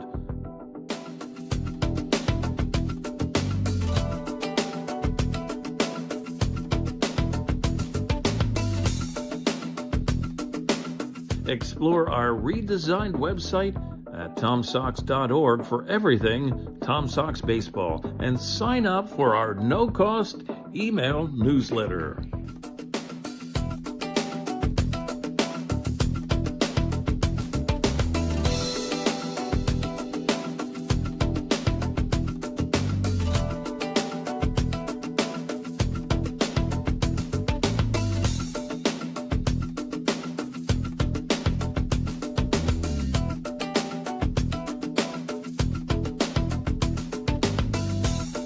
Subscribe to the official YouTube channel of your 4-time Valley Baseball League champion, Charlottesville Tom Sox. Highlight videos. Charlottesville gives up 3 in the top of the 4th. They'll try to reclaim a couple in the bottom of the inning as Ben Cardone will lead it off for the Tom Sox. Well, the Tom Sox responded well after a 2-run homer by Brody Dalton. We'll see what they can do here after a 3-run inning in the top of the 4th. But baseball is all about how you respond to the adversity. Cardone on the season has one of the 2 home runs at Show Airport Field as he swings and fouls that one as the bat is absolutely demolished in his hands. Not often you see someone catch a lot of the barrel and absolutely demolish their own bat. Yeah, that bat is completely in half as Randy Tomlin has one side and Cardone, he sent the other to the dugout of the Tom Sox, and that one goes in the dugout of the Turks from Randy Tomlin, given to Tyler Bocock. So a new bat for Ben Cardone and a 1-0 count, or an 0-1 count, excuse me. I believe the term the kids use these days is firewood. So Reeves fires in, 0-1 pitch down in the dirt, even up the count at 1 apiece. Jackson Reeves entering his 4th inning of work, only the 2 runs surrendered in the 2nd and the 3rd inning. Harrisonburg, not much movement in their bullpen. They're content with letting Reeves go as long as he can perform out there on the bump. 1-1 to Cardone. Just a bit high. Small frame of Cardone makes that one a ball.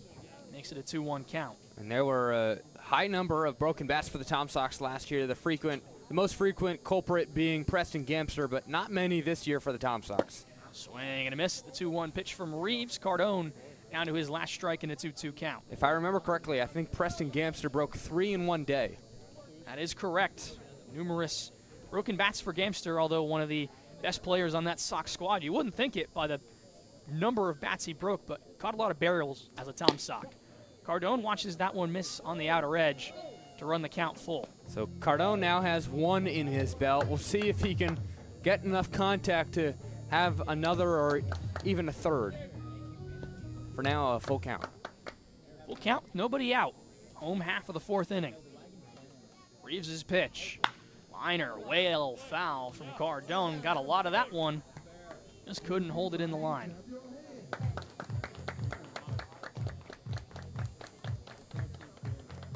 So we'll do the 3-2 over again. Reeves delivers. Cardone grounds it again down the third base line, foul. That was about the same spot as the previous pitch, but this time his bat stayed intact. And the Turk bullpen has to stay alert. Cardone's been early on a couple of the offerings from Reeves. He'll stay back in. 3-2 once more. Breaking ball, beauty from Jackson Reeves as he sets down Cardone looking. And everybody involved knew it. Cardone walked away right away. The catcher had it, and the pitcher started celebrating. So that moves things to Braden Bachman. Bachman and Cardone singled back in the 2nd inning. Cardone went down by way of strikeout. Bachman will look to avoid that fate here.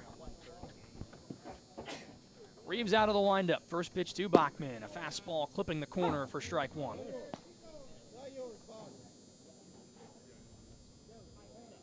Will Yao on deck. He's the final hitter due up for the Sox this inning. 0-1 to Bachman is popped up. Back behind the screen and out of play. And Braden Bachman impressive with a single today. Good to see him get some stuff to go his way, as he's been struggling the past couple of weeks. But as is the case with summer ball and all of baseball, it can be a roller coaster within any given season. Reeves will hurl in the 0-2. And Bachman sends that one a mile high on the infield. Williams can't see it. He's called off by the second baseman, Miranda, right behind him to make the catch for out number 2. And there's where some of the weather today becomes a factor. The sun is fully out here at Showart Portfield. The rain has died, but it's still humid and moist outside, so the ball might sit in the air just for a half second more. Back to the top of the lineup card for the Sox with Will Yao. Yeah, 0 for 2. The ground out and a strikeout. He grounds this one over to third. Tough play for Perez, who fields it on a hop. Throw to first is in time. 1, 2, 3 go the Sox in the bottom of the 4th inning. Close play at first. Will Yao unable to beat it out, and that ends the side.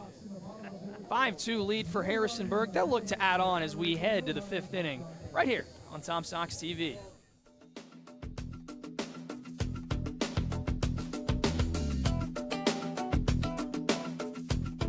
Want to support the Tom Sox? We offer many tiers of sponsorships with numerous benefits. Head to tomsox.org/sponsors to learn more about how you can become a valued partner today. Become a host family today. Host families provide players with a home away from home while building connections that go beyond baseball. Discover the lasting impact that host families have on the team and our community at tomsox.org/host-families.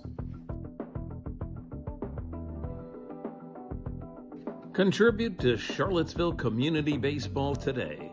As a 501c3 nonprofit organization, your support helps the Charlottesville Tom Sox create unforgettable memories and develop baseball's future stars right here in Central Virginia. Visit tomsox.org/donate to see how your gift makes a difference. Don't miss a single moment of Tom Sox baseball. Check out tomsox.org/schedule to see when the team is back in action. As we head into the 5th inning, we'll take a break and talk about everything but Tom Sox baseball and talk about some former Sox making waves around the majors, with former catcher Cooper Ingle being called up and making his debut for the Guardians this weekend and recording his first hit and RBI in the series against the Mariners. Yeah, Cooper Ingle, really good to see. He made an impact in his year in Charlottesville. He only played a small number of games due to injury, but a key member of the team morale all summer for the Tom Sox. And then how about Vinny Pasquantino, the first ever Tom Sox member to make the major leagues, as that's strike number one. Strike one from Dalton. Pasquantino made his debut exactly 4 years to this day and became a folk legend in Royals history as the Pasquatch. Yeah, so always fun to see those guys perform at the next level and see guys that we cover up close here in Charlottesville make an impact on the baseball world, as was the case with Vinny Pasquantino in the World Baseball Classic and Trey Savage in the World Series last year. 1-1 pitch to Dalton, and he's well ahead of that one and rips it foul past the batting cage. It's a 1-2 count. He left out one name currently in the big leagues in Wyatt Langford, who fortunately was just placed on the injured list, but again, a meteoric rise for him. Didn't really play much before he arrived in Charlottesville, and then following his season with the Sox became a star in college baseball. And he misses up high with a breaking ball. It's a 2-2 count. All that to say, we wish the best of luck to Cooper Ingle, his new gig at the big league level, and already made an impact, as we talked about, in his second game with the Guardians. Pitch to Dalton, and another one hit high into right field. Clayton going back. He'll watch it sail. A 2-homer game for Brody Dalton, and it's 6-2 Turks. Well, that one about the exact same spot and the exact same amount of doubt from us that it was going to be a homer, a.k.a. none. What a shot from Brody Dalton to put the Turks up 6-2. That's the first 2-homer game by a Tom Sox opponent since Topher Jones did it last season with the Strasburg Express. And that one a gut punch to the Sox. Mancini will get back to work. The homer charged to his line. First pitch to Andrew Fonte is fouled back. But as soon as Anthony Mancini gets one out under his belt, could be a thing that spirals and he gets 3 quickly, or on the opposite side of that, it could be a thing with a home run here and the inning gets out of control for the Tom Sox quickly. 0-1 pitch into the lefty batter's box to the righty Fonte. It's 1-1. As you look at the importance of this game, have a big stretch coming up as well as we head into July. Heading to Front Royal on Wednesday, Covington on Thursday, Stanton on Friday. Fonte offers at a pitch up high. Now the 1-2 count to the catcher.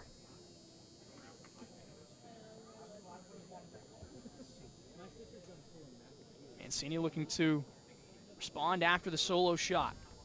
The next pitch bounces in the dirt. Cardone can't pick it, and it evens the count at 2 apiece. And you heard it again right there. That's why we call our on-field mic the best crowd mic in all the Valley League.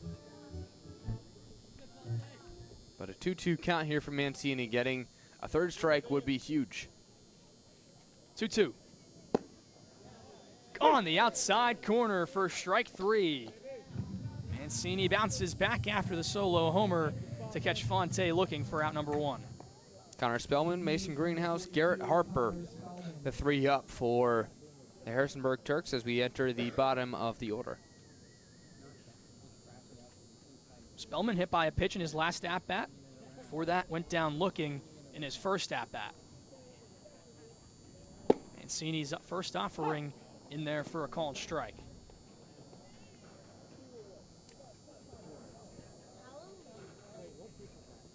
At an hour and 20 minutes eclipsed in this one. You're in the top of the 5th. Spellman swings and misses at the 0-1 pitch for Mancini to go behind 0-2.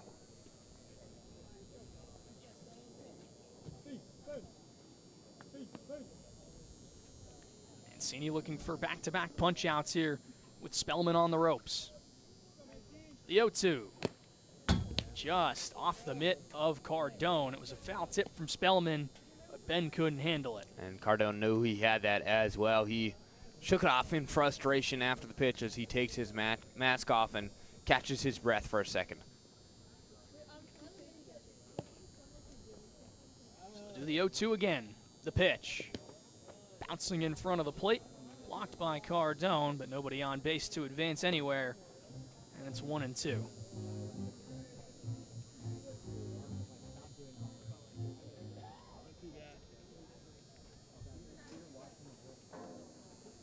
Mancini back out of the stretch again. The next pitch runs inside and plunks Spellman for the second time today.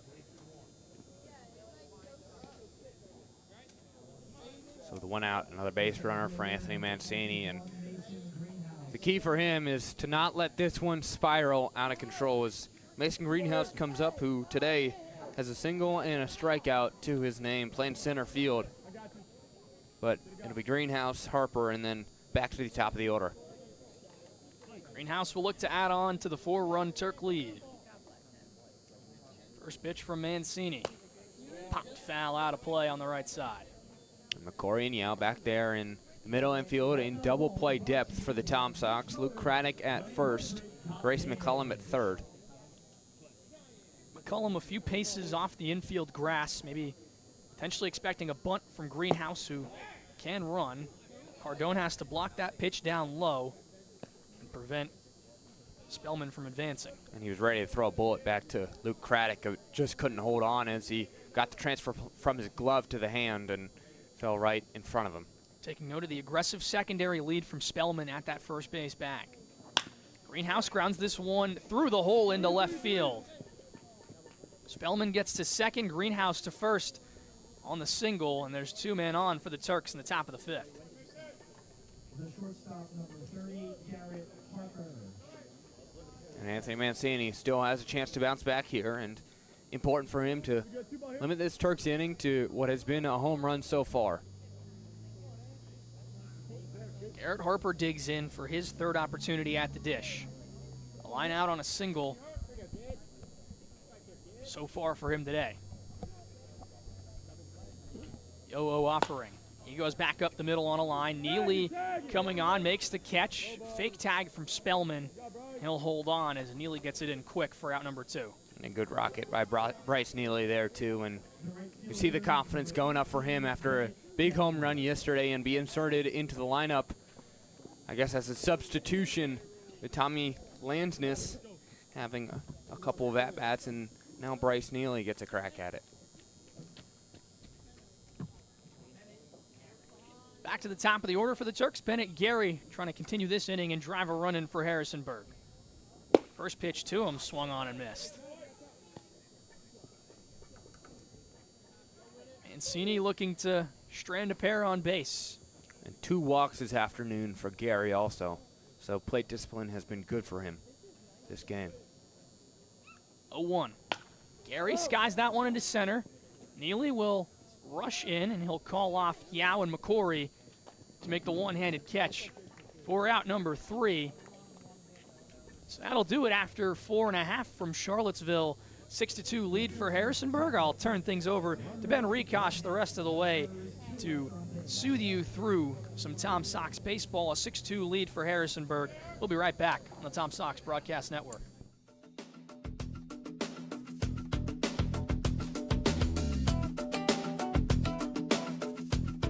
Want to support the Tom Sox? We offer many tiers of sponsorships with numerous benefits. Head to tomsox.org/sponsors to learn more about how you can become a valued partner today. Become a host family today. Host families provide players with a home away from home while building connections that go beyond baseball. Discover the lasting impact that host families have on the team and our community at tomsox.org/host-families. Contribute to Charlottesville Community Baseball today. As a 501c3 nonprofit organization, your support helps the Charlottesville Tom Sox create unforgettable memories and develop baseball's future stars right here in Central Virginia. Back here at Show Airport Field as we head to the bottom of the 5th inning. The Tom Sox, they were down 4 runs yesterday. The battle back came just short. They're down 4 today. We'll see what they can do. Grayson McCollum, Tommy Lansness, scratch that. Bryce Neely and Aiden Harris on deck. Ben Rikosh, Luke Stefanisco, a 6-2 ball game here from Cho Airport Field. Lansness digs in as he gets ready to see the pitch. That one goes in the dirt. Grayson McCollum has got a walk and a single here today already.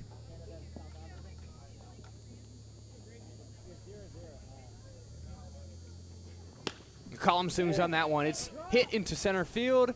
They're racing forward. It'll drop in between the second baseman and center fielder. So Grayson McCollum on base for the third time today, his second single in a row. That's just McCollum's game. He's not going to be the traditional power threat that you think of most guys. Not going to be the exact gap-to-gap double guy. He's just a guy that finds his way on base, whether it be a single, whether it be a walk. And when he gets on base, you can steal a bag or two. He's a fun player to watch, and it's just a very good style of baseball, and it's very enjoyable to watch him play. And here's Bryce Neely, who had a nuke to left field yesterday in the 9th inning as he sees that one go in the strike zone for number 1. But now with Grayson McCollum on first base and no men out, we'll see if Neely can once again cut the Tom Sox deficit as he did yesterday. The 0-1 count. That's in the dirt as McCollum scampers back to first base after taking a bit of a lead. 1-1 now. With McCollum, he's not traditionally a base stealer. The wheels aren't exactly the fastest on the team, but he's just able to pick his moments and find opportunities to get to second when he has to. Throw back to first base. It's dropped by Elijah Williams, but it keeps Grayson McCollum there and in check. The Turks read the scouting report and know that Grayson McCollum is perfect on the season. I think you would agree, Ben, when I say that Will Yao and Grayson McCollum don't have the same amount of speed on the base paths, although they both have the same stolen base total this year. It's kind of crazy. Baseball is a weird sport like that. Reeves' 1-1 pitch is outside for ball 2. Yeah, we got Grayson McCollum, Will Yao, Xavier McCory all fiery on the base paths for the Tom Sox this season. McCory leads the way. He's got double digits, and Yao and McCollum not far behind him. A swing and a miss for Bryce Neely, 2-2 count. Fan that one right through him. Number 9 has a chance to do something with a runner on.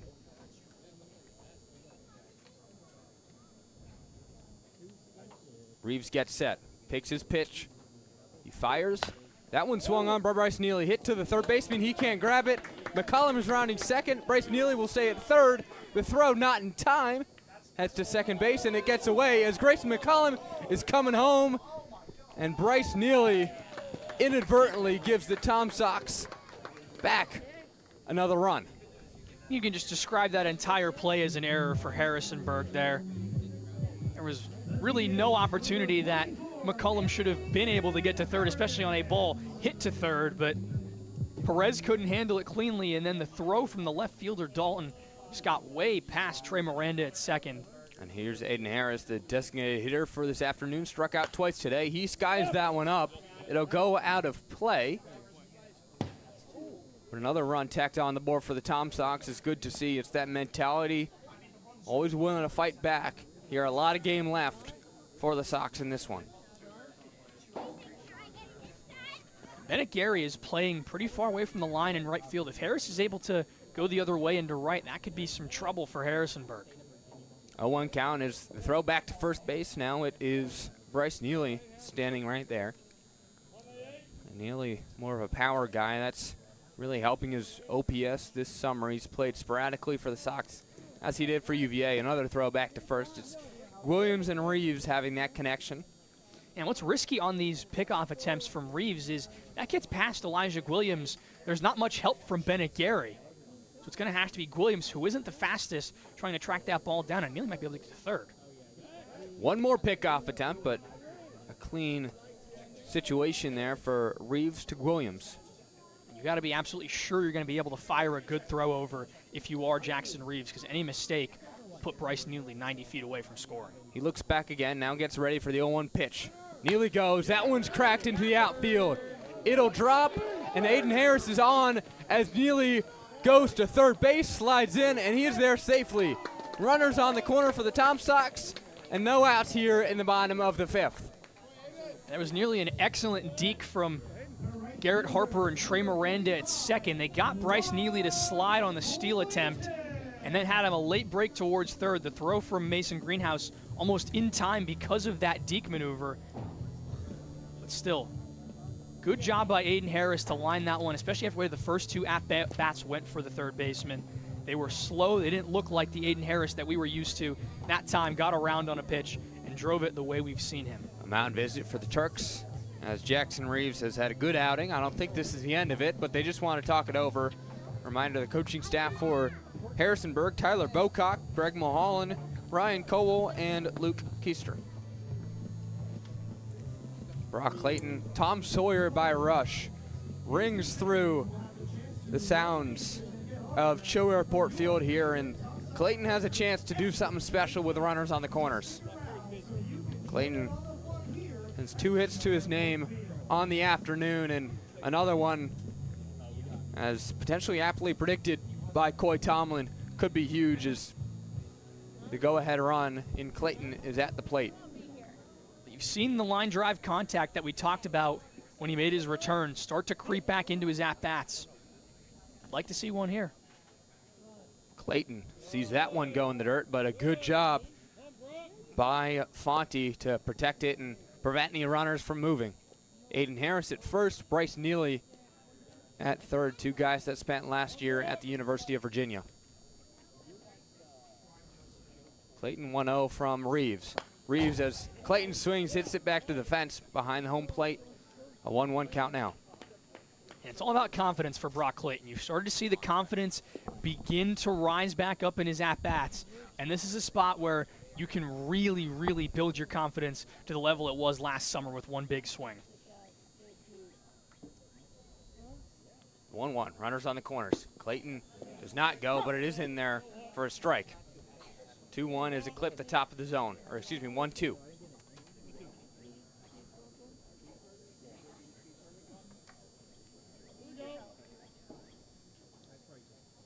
Reeves' pitch.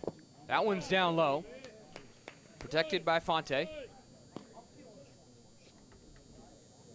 2-2 count now for Brock Clayton, with Aiden Harris standing at first and Bryce Neely at third, each of them off the base by a couple feet. 6-3 ball game here at Cho Airport Field. Brock Clayton a chance to make a difference. That one sails upstairs, a 3-2 count. And this is the spot you want to be in if you're Brock Clayton. You have the power to tie this game with one swing. You're going to get a pitch to hit here. Don't want to load the bases, especially with a guy with maybe even bigger power in Luke Craddock on deck. Full count, the payoff coming with the runners on the corners. Reeves, as Clayton swings it, fouls back into defense again, and he'll get a chance here one more time. Talk about Craddock. After him is McCory and then Cardone. So Brock Clayton with 2 runners on. A full count. And the payoff pitch again as Reeves checks back to Harris at first. Picks his pitch. He fires. That one's in there for a ball.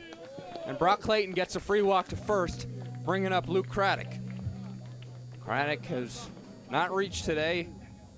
Struck out his last time up, but this would be a good time for him to make an impact with the bases loaded. He represents the go-ahead run for the Charlottesville Tom Sox. Reeves looks over to the dugout. They're going to let him go. This is a vote of confidence from Tyler Bocock and his staff to give Reeves this chance.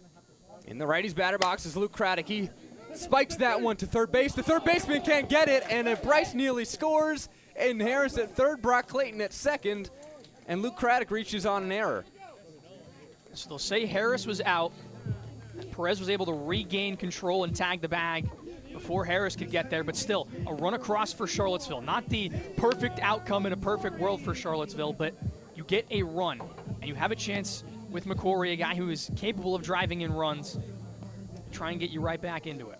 So it looked like, I guess, Andy Perez bobbled it as he first picked it up on the ground and then made his way to third base with the ball in his bare hand. And Xavier McCory, the lefty, ready with 2 on. 1 out now. Sees that one go upstairs, and Sox now down by 2. It's the fight and the battle back mentality of Charlottesville that won them so many games last year. We'll see if it can work this Sunday afternoon. Reeves checks. He fires.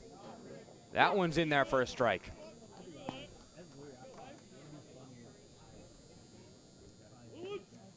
One count now for McCory as he's facing Reeves. There's someone warming in the Harrisonburg bullpen, but it is Reeves' mound for now.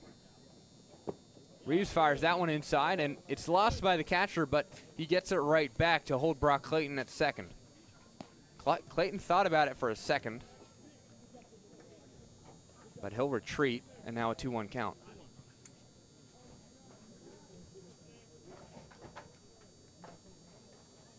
McCory, the lefty, from Liberty University, gets ready. Reeves fires. That one's skied high into the outfield.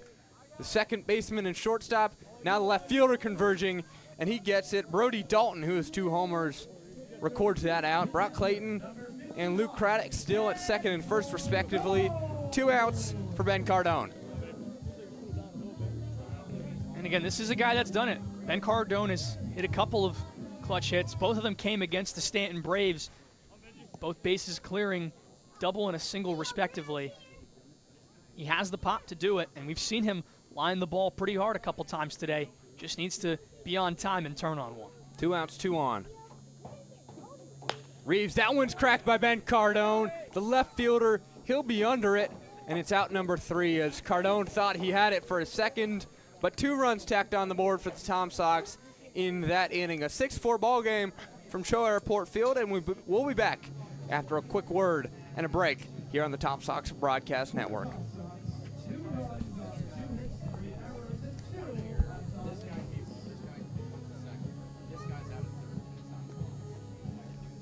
And we're halfway through this one. It's time to get loud. Let's hear you, Cho Airport Field. Is that all you got? Let's go Sox! Let's go Sox! Let's go Sox! Here we go!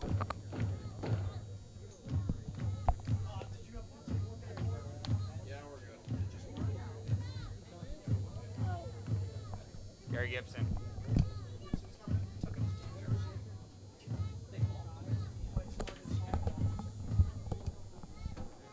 Let's see, what kind of velos this kid got? That was in 2024. Yeah, up to 92. I'm checking his Twitter. I didn't see anything when I checked before, but we'll take a look. Let me get on the radar gun. Making his Tom Sox debut from Lexington, Kentucky, number 55, Gary Gibson. Does he prefer Gary Gibson II or Gary Gibson Jr.? I've seen both. Do you know? I don't know. We should probably ask. Nothing on his Twitter with velos. Well, let's check. A lot of RBI singles. It's pretty good. Let's check right here. See what he's warming up at.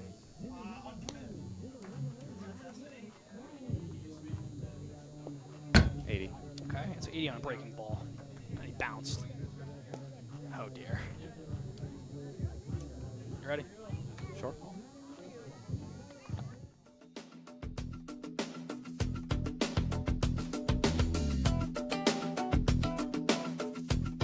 Want to support the Tom Sox? We offer many tiers of sponsorships with numerous benefits. Head to tomsox.org. All right, here we go. In the 6th inning, a new arm for the Charlottesville Tom Sox and making his debut in the Valley Baseball League, a graduated high school senior, Gary Gibson II. Luke, not a lot of numbers on Gary Gibson. We were watching him on warm-ups. Any first thoughts? Well, yeah, he's young. There's going to be some growing pains to this. Again, we've seen high school seniors and graduates play all season long for Charlottesville. Not as many on the mound, but we have now 3 on the roster with Lucas Arbelaz, Eric Davis, and Gary Gibson. It's going to be interesting. It's going to be a change for him. Obviously, pitching against collegiate competition, probably for the first time in his career, especially a guy that's looking for a home for college for the fall. This is the type of spot you want to be in. And the Tom Sox led up 3 runs in the 4th, a run in the 5th, so it's Gibson's opportunity to put a scoreless frame on the board as that one's bounced in the dirt for ball 1. But 2 runs tacked on by the Tom Sox offense cuts the Harrisonburg Turks lead back to 2 runs. So in the game of baseball, anything is possible, and it's the mentality that'll keep you in it. As Gibson takes the mound here for the Sox. 1-0 count. That one in the zone for strike 1. There you go. Just locate the zone. All you got to do, throw strikes. Get yourself in an opportunist position to just record outs. Opportunish? Ish. Ish. I don't know. Gibson, that one's in the dirt, but he has the velo. Opportunistic is the correct word. So 2-1 for Gibson to Trey Miranda, and a tough spot for Gibson to come in with the 2-hole, the 3-hole, and the 4-hole at bat in this half inning. That one cracked to the first baseman, Luke Craddock. He'll take it himself. A hard hit ball by Trey Miranda, and Luke Craddock wants to do it alone, and Gary Gibson records out number 1. There you go. Now you can settle in on the mound. You got your first out. You're going to face a tough task in Elijah Williams, but a guy that you can definitely get out. And a lot of this for a guy like Gibson has to be nerves and the mentality. Isn't that right, Luke? Mm-hmm. Oh, absolutely. Again, first game against collegiate competition, you're going to be feeling a different type of way than when you face high schoolers. Gibson fires to Williams, and that one hits the zone down low for strike 1.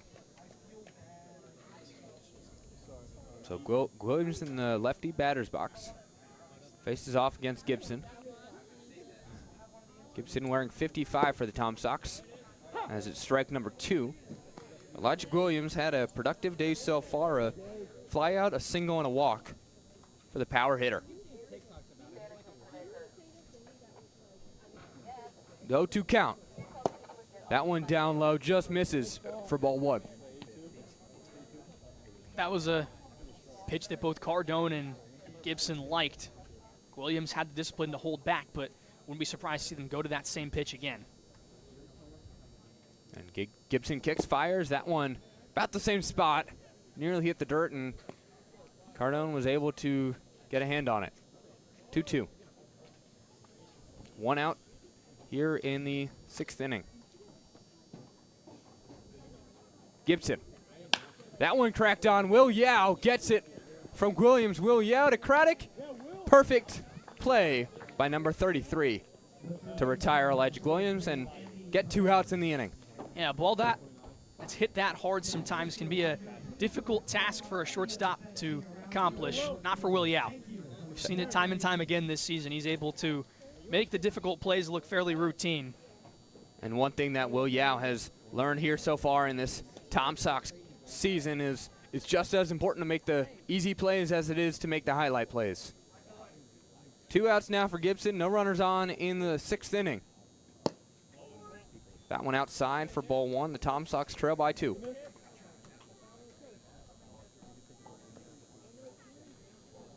Gary Gibson getting comfortable on the mound, and a play like that from Williams is a time I wish we had exit velo tracking here at Show Airport Field, because it was rocketed over to Will Yao. And a good play. An incoming freshman at short, helping an incoming freshman on the mound. Gibson, the 2-0 count, fires it. That one's through the middle. And a runner on base is Andy Perez for the Harrisonburg Turks with 2 outs. You just shake that if you're Gibson. Again, you want to generate contact like that. Keep it out of the air. Keep it on the ground. Now here's your biggest task, however. You would have wanted to get Perez out, especially considering Dalton, who already has hit 2 home runs this game, is looming on deck. You know what he's capable of. This is going to be a tough out for a young guy. Yeah, tough out indeed. 2 surefire homers for Brody Dalton. He could be one of a few players in Valley League history with 3 in a game. As Gibson picks his pitch from Cardone.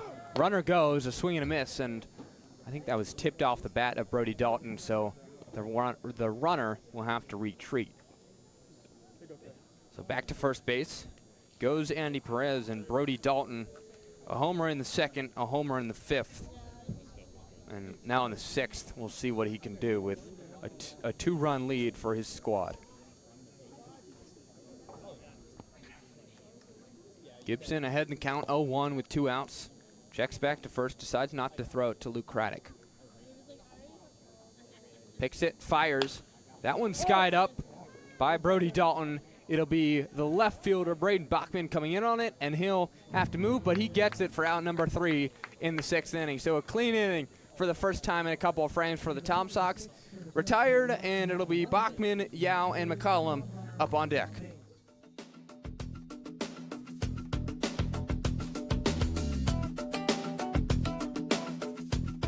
Want to support the Tom Sox?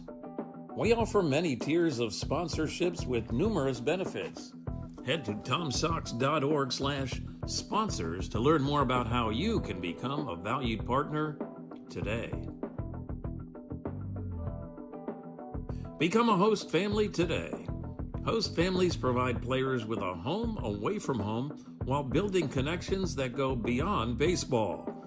Discover the lasting impact that host families have on the team and our community at tomsox.org/host-families. Contribute to Charlottesville Community Baseball today. As a 501c3 nonprofit organization, your support helps the Charlottesville Tom Sox create unforgettable memories and develop baseball's future stars right here in Central Virginia. Visit tomsox.org/donate to see how your gift makes a difference. Don't miss a single moment of Tom Sox baseball. Check out tomsox.org/schedule to see when the team is back in action.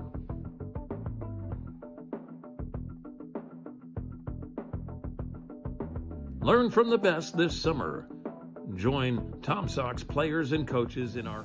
As we head to the bottom of the inning, Jackson Reeves still on the mound for Harrisonburg. He's gone 5 full. We'll see what it can do in the 6th as Braden Bachman, the 9 hole, and then it'll be Will Yao, Grayson McCollum up to bat for the Tom Sox. Bachman started the day with a single and popped out in his last at-bat. Doesn't like that pitch, and rightfully so. It's upstairs and checked his swing just barely enough, and it's a 1-0 count. Reeves fires. That one's hit on by Bachman, the third baseman who can't grab it. And Bachman, he's rounding first, but he'll stay right there. And a leadoff single for Braden Bachman gives the Sox an opportunity with the top of the order due up. And good for Braden Bachman. Gotta give him his props, especially with how the season started. He was getting a little bit unlucky. A lot of line drives, finding gloves, some pitches just off the end of the bat that didn't drop in. He's starting to finally see the work pay off, and that's really all you can ask for out of some of the guys on this Sox roster is to just keep trudging forward and working. And Will Yao, he fires that one to left field.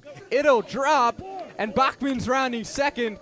He'll go to third, and he'll stay right there as Will Yao has a first pitch double.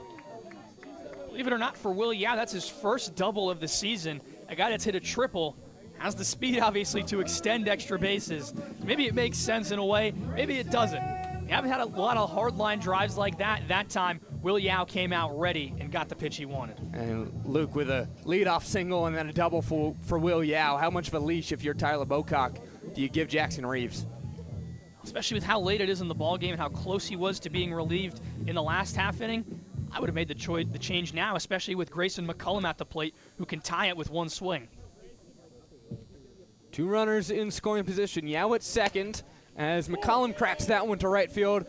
The outfielder will have to run on it. It drops in fair territory. Bachman gets home for the Tom Sox. The throw is not in time. It's a 1-run ball game here at Cho Airport Field. So a bloop single for Grayson McCollum to get on base. Will Yao now standing at third, and Bryce Neely gets another at-bat. And a tough play for the right fielder in Bennett Gary there for Harrisonburg. And looks like Jackson Reeves, he's still on the mound after allowing 3 hits here so far with no outs. Yeah, this is a odd decision by Tyler Bocock to let Reeves stay in this game, especially with the lead being in Harrisonburg's favor. You have a guy warming. Why not make the move? Bryce Neely sees that pitch right in the strike zone for number 1, so no 1 count as Neely shakes his head. But runners on the corners, and the Tom Sox have a prime opportunity here. Reeves picks his pitch. He fires to Neely. That one outside to the opposite batter's box. 1-1 count. Reeves is nearing 100 pitches, so it's even more puzzling that he's still in this ball game. And there's no one actively warming up for the Harrisonburg Turks bullpen either. It seems like someone's just stretching and getting ready as that pitch skied by Bryce Neely. It'll get hit in foul territory, but it was similar to what he had yesterday in the 9th inning for the Tom Sox. Shakes his head again. And I have to actually correct you. It's Jackson Leggett-Walford warming out in the Harrisonburg bullpen. He's been throwing for a while. They're possibly going to make a move soon. Perhaps it's a situation where he was warming, now just stretching again to make sure he doesn't get cold. And that one in the dirt for Bryce Neely. The runners will be held by Andrew Fonte. Even count with runners on the corners and no outs. Tom Sox now only trail by 1 run. Reeves fires. That one's hit on by Bryce Neely into center field. It'll be caught by the center fielder, but Will Yao tags up and scores for the Tom Sox to tie the game.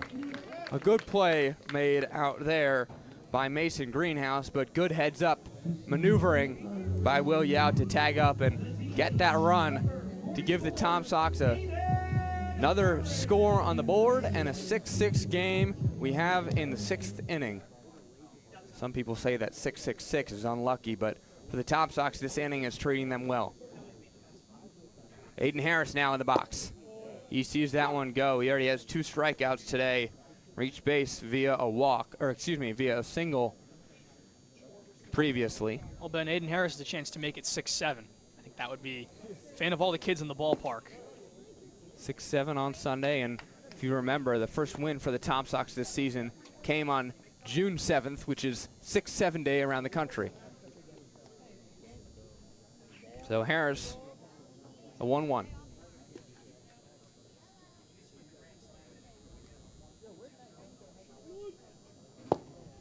Sees that one go as McCollum. He is still at first base. Yeah, Reeves is now over 100 pitches. Again, Tyler Bocock content with letting him continue. And he is nearly out of the dugout there as Harris thought that one was just inside near his ankles, but instead it's at the strike zone. So a 2-2 count for Aiden Harris as Reeves checks back to first with Grayson McCollum taking a lead.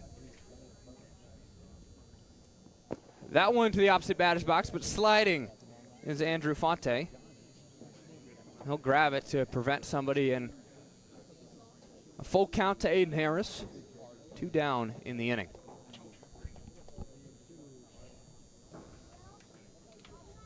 So the Sox have already tied it. They have a chance to take the lead here, but a lot of baseball left to be played. That one's fired in by Aiden Harris to center field. It drops, and runners on first and second as he gets a single, and a mound visit will commence for the Turks. But the Tom Sox now with 2 runners up and Brock Clayton at bat. Yeah, this is a spot where I think the move's going to be made, and you can already see the movement from the Turk bullpen. This is going to spell the end of the day for Jackson Reeves. Take a quick break here on Tom Sox TV, get the numbers on the new guy, and be right back in a minute.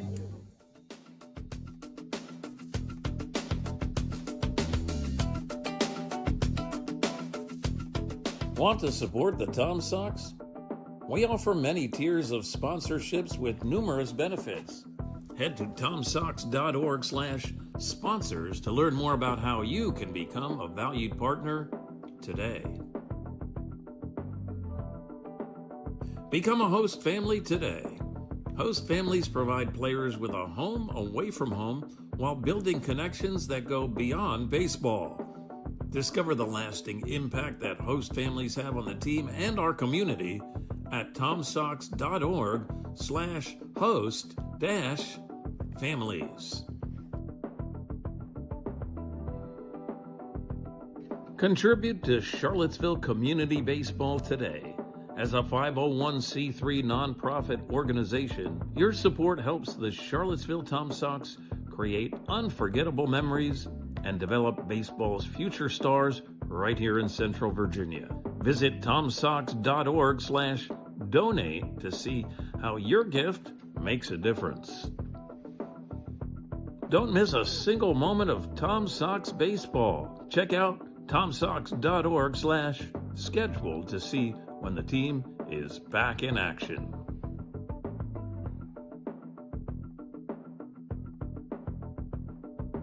Learn from the best this summer. Join Tom Sox players and coaches in our annual summer camps. It's a chance for kids ages 6 to 12 to learn from the past, present, and future of baseball. Find more information and sign up at tomsocks.org/summercamp.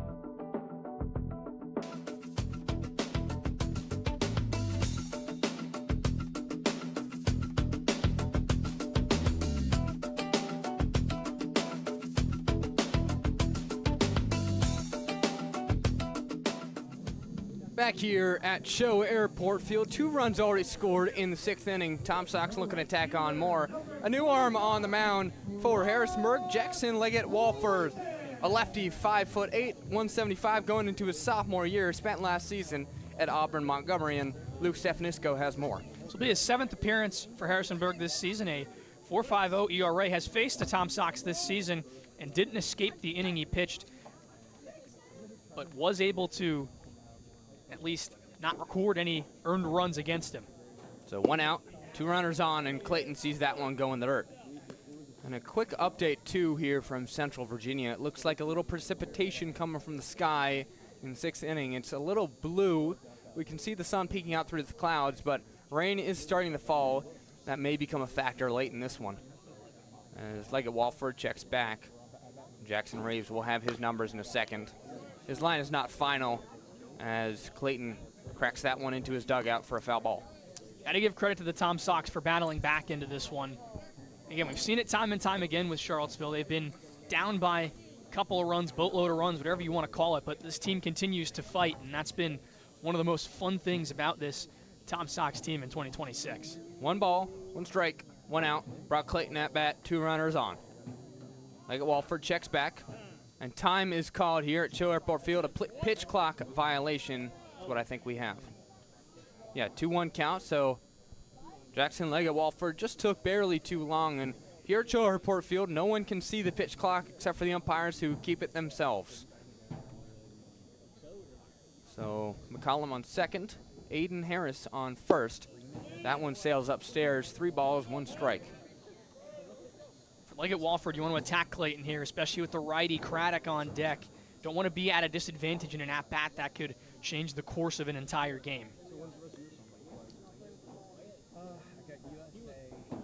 The pitch from Leggett-Walford. That one's inside. Clayton, trots to first base, and Craddock at bat. So Luke Craddock with a homer to his name this season, and bases loaded, has a chance to rip this game open.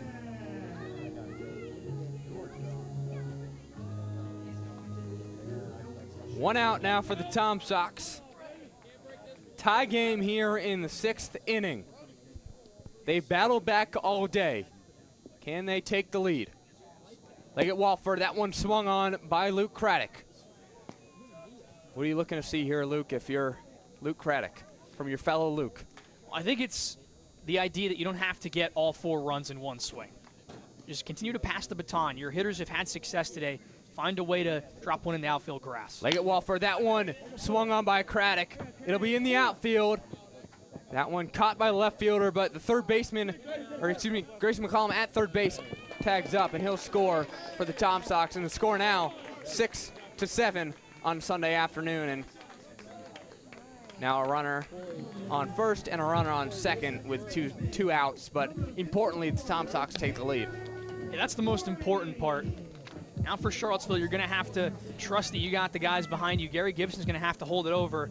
And then for Charlottesville, you know you have Brandon Dahlman lurking in the bullpen. And that right there is about some of the best words you can say in the Valley League for any team. And it looks like Tyler Bocock having a conversation with Kindred, the home plate umpire, after that play. Not sure what it was about. I believe they were arguing that McCullum may have left early. I don't know if there's ever an official appeal made to the third base bag. Regardless, it stays a 6-7 game. How many times can we say 6-7 as the score here in the Tom Sox press box? First pitch in the dirt for Xavier McCory. McCory, a quiet day today, still hitless over a dozen at-bats for number 54. A 1-0 count for him with runners on first and second, 2 outs. Now his cloud coverage is back at Show Airport Field. That one swung on by McCory, but it'll die and head right to the right fielder for Harrisonburg, and it's out number 3, but a very, very successful 6th inning for the Tom Sox. They score 3 runs and take the lead in this ballgame for the first time. 6-7 the score here as we head to the 7th.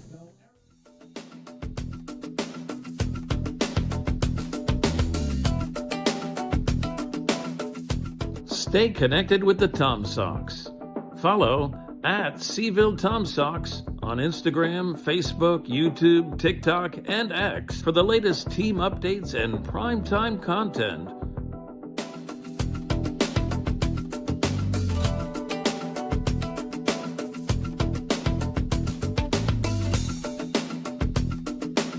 Explore our redesigned website at tomsox.org for everything Tom Sox baseball, and sign up for our no-cost email newsletter.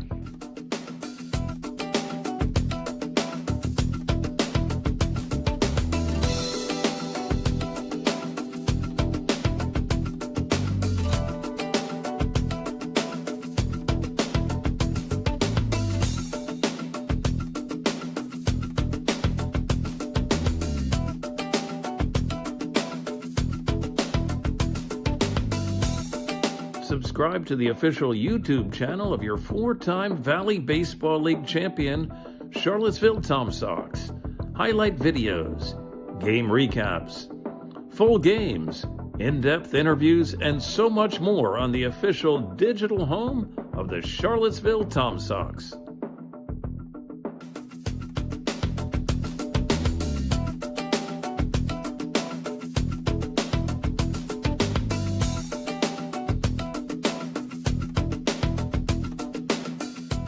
Tom Sox take the lead in the 6th inning. Score now 6-7 at Show Airport Field. And Gary Gibson Jr. back out on the mound for the 7th inning as we head to the final stretch of this game.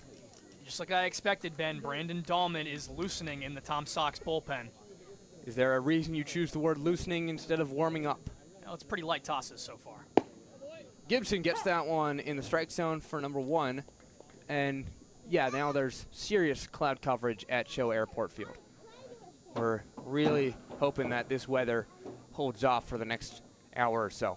Gibson, his second pitch. That one swung on but checked by the batter in Andrew Fonte. 1-1.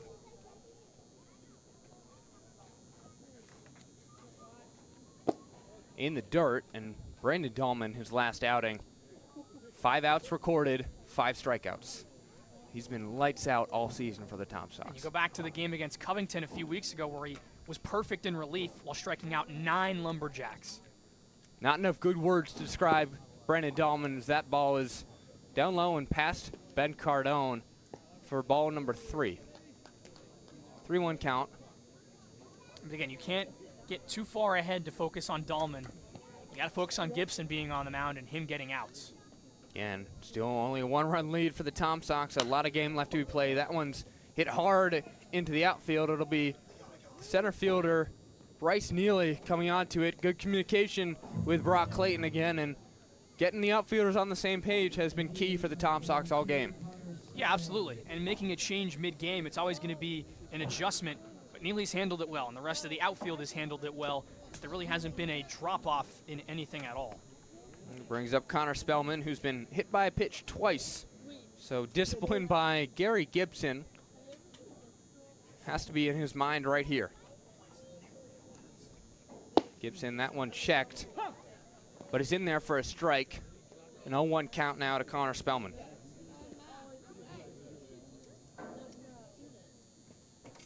Gibson found the pitch he likes. Gets ready to fire. He throws. Swung on, it's skied.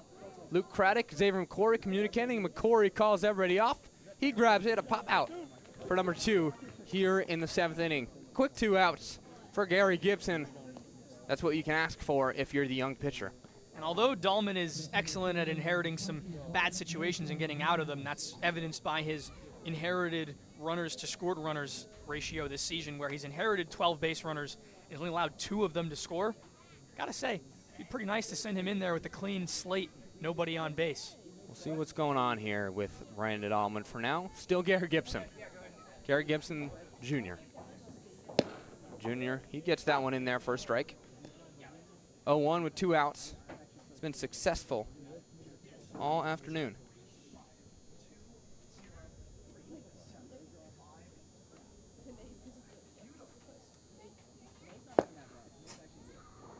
Outside for a ball.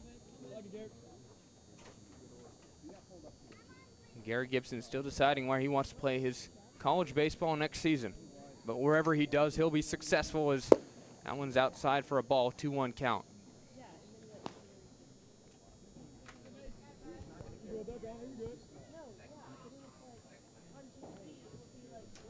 So Mason Greenhouse, who hit a single his last time up, now faces a 2-1 to the incoming freshman. Crack to Will Yao. Will Yao has to step on it and gets the sidearm to go to Luke Craddock. A perfect inning for Gary Gibson, and we'll stretch here at Cho Airport Field. 6-7 the score, Tom Sox on top.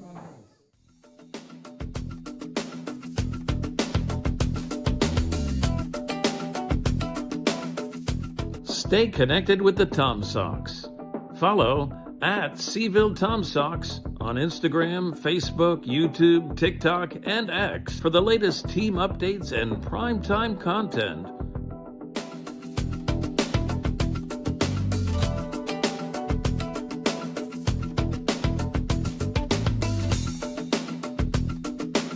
Explore our redesigned website at TomSox.org for everything Tom Sox baseball, and sign up for our no-cost email newsletter.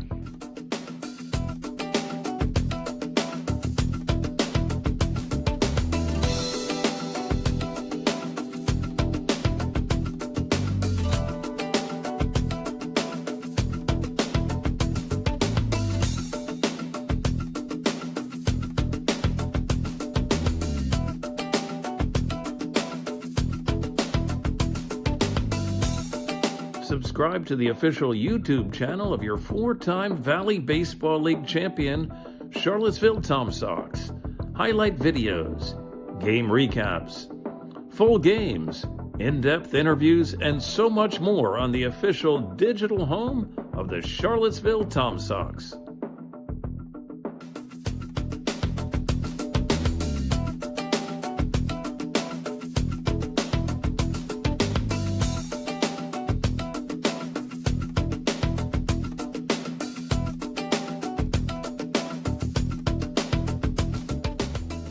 Stretched here at Cho Airport Field, and we're back. Thanks for tuning in, as always, on your Sunday afternoon. Ben Cardone due up, and a couple of defensive changes for the Turks in that half inning. Elijah Williams is out of the ball game. Brody Dalton moves from left field over to first base, and Jackson Walker replaces Dalton out in left. So that's a power bat that the Turks don't have in their lineup right here. And as always, when you make defensive substitutions in the middle of a game, it can lend itself to miscommunication. So limit the errors will be crucial late in the 7th, 8th, and 9th for the Turks. Still Jackson Leggett Walford on the mound, as Cardone sees that one go for a ball. What'd you like, Luke, from Jackson Leggett Walford in the bit of time we saw him? Well, he's able to escape the inning that he was slated to pitch in. Last time he wasn't able to, only recorded 2 outs and was lifted against the Tom Sox. So it's been a lot more of a controlled appearance from Leggett Walford, and he's thrown strikes. That's really all you need out of a bullpen arm. Another ball there for Ben Cardone. Ben Cardone flew out his last time up, started this game in the 2nd inning with a single. And to get a leadoff runner on for the Tom Sox again will be huge. Now a 3-0 count. They've done a good job drawing walks this afternoon and finding their pitches that they like.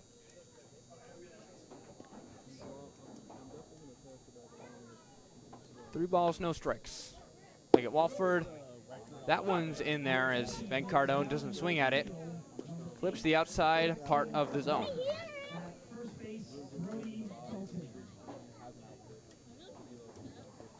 A 3-1 count now from Leggett Walford to Ben Cardone. Cardone sees that one go the opposite batter's box, and the catcher flips his bat, takes off his pads, and goes to first base. Here's Braden Bachman. Bachman's story in the last inning is his turnaround this season, and especially this past weekend, has been huge for the Tom Sox. Yeah, much better approach at the plate, and he's found success. At the bottom of the order, that's all you really want, is someone that can turn it over to the top of the order with either himself or others on base.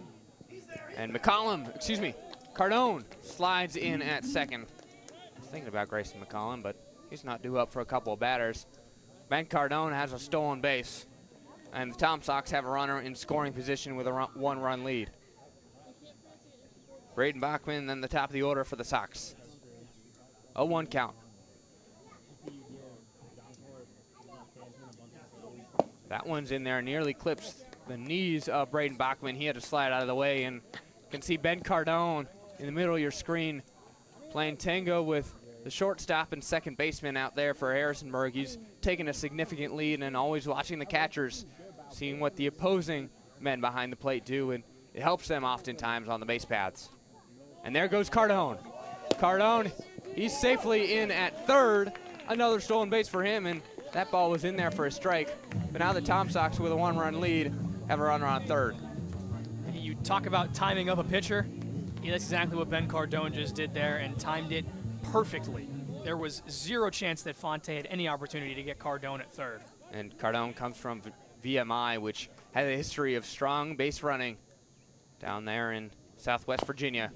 That one fouled off to the left side by Braden Bachman, so he'll get another chance at the 1-2 count. And if you saw Braden Bachman right there give the signal to the dugout, that's something we've seen all across college baseball, of players pounding their chest in 2 strike counts. That was Bachman right there signaling to his teammates that he's locked into this at-bat. The 1-2, runner on third is Cardone. No outs for the Sox in the bottom of the 7th. That one swung on and missed by Braden Bachman. It'll bring up Will Yao, but Braden Bachman, during his at-bat, got Ben Cardone to advance 2 bases, so not a total waste. And now the top of the order. Will Yao legged out a double his last time up. We'll see what it can do in this 7th inning, and a high likelihood of scoring Ben Cardone. That one fouled off behind us and hit the fence here, and once again shows off what many people call the best crowd mic in all the Valley League. All the Valley League and potentially all of summer ball. There's not many better than this. Well, we call the Tom Sox the best experience all around in summer baseball, and you can add the crowd mic to the reasons why. Will Yao checks his swing right there. Confirmation on did he go? Yes, he did, so an 0-2 count. That one was tight. It was a good pitch from Leggett Walford. Tough for Yao to hold back the wrists on that one, especially with how far he was already through. So now an 0-2 for the shortstop, with Cardone standing ahead of third. That one cracked to the third baseman. It'll get right past him again. Cardone won't take his chances, but Will Yao is safe at first, and another error for the Harrisonburg Turks defense. Yeah, Perez has had a tough time over at third tonight. Even a couple of the hits that were ruled hits were definitely fieldable by the third baseman. That one right there, certainly a play that he should have made. Now you give the Sox 2 base runners for a guy in Grayson McCollum who you haven't gotten out today. Yeah, Grayson McCollum, 3 singles and a walk, and that's kind of what number 27 does. He gets on base and then comes around and does the rest. Not flashy, but he has a purpose. Nothing count with runners on the corners, and McCollum sees that one go down low. And another update here on the weather. It seems like the sun is in the outfield, and the clouds are moving behind us, so A couple minutes of rain, luckily, has passed. Runners going in, Will Yao, Cardone back, he slides. Is the pickoff successful? No. So Cardone safe and all dirty at third. Will Yao speedy and safe at second. And Tyler Bocock wants to have a conversation with the umpire crew. Yeah, he was incensed at the call. Immediately jumped out of the dugout to argue that one. And he's not happy with Kyle Dickerson's ruling at third. Particularly maybe about the angle that Dickerson would have had on the tag, considering in the spot Dickerson had to be playing on the inside of the infield to get a look at that one. And it's hard to tell on the broadcast camera here, but I can see from where I'm sitting the amount of effort that Ben Cardone put into that slide. He is covered in dirt. You can't read Tom socks. You can't read 59. You can't even tell that his pants are white. So good on Ben Cardone for having a heads-up play right there. That's that catcher communication again, as you saw what Fonte was doing. So Grayson McCollum again. A 1-0 count. Now 2 runners in scoring position.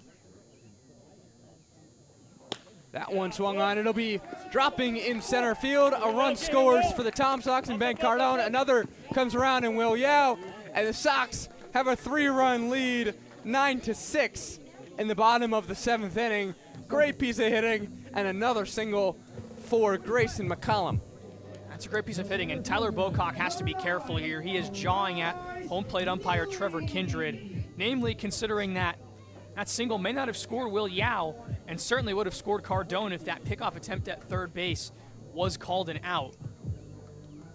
Yeah, we saw some precarious situations with that yesterday, talking about Matthew Pierman behind the plate and talking the Tom Sox dugout. So high emotions in a crucial Valley League game as pickoff attempt at first is not successful. Grayson McCollum stands there comfortably. And you can hear there the home plate umpire calls over to Evan Reese in the Tom Sox dugout for more baseballs. Yet another example of the best crowd mic in all of summer baseball. Bryce Neely at bat, runner at first base in Grayson McCollum. 2 runs already down with 1 out. Swung on and missed. A big swing and big velo from Jackson Leggett Wofford.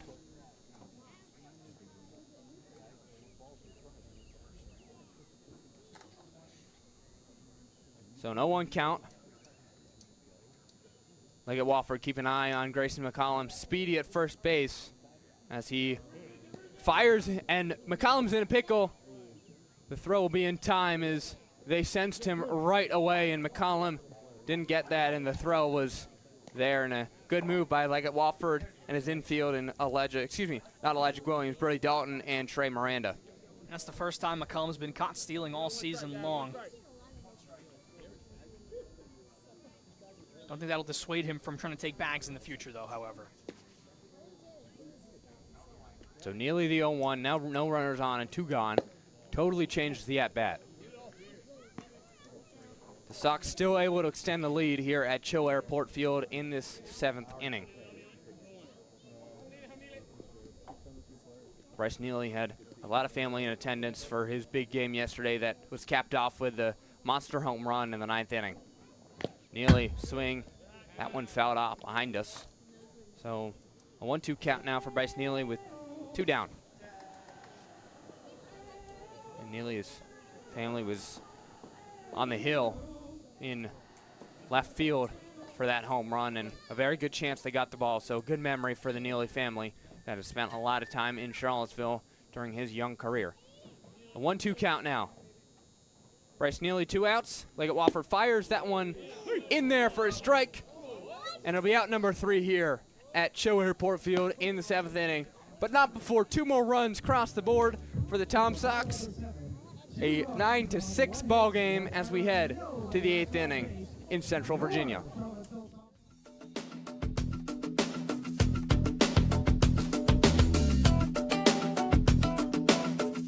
Stay connected with the Tom Sox.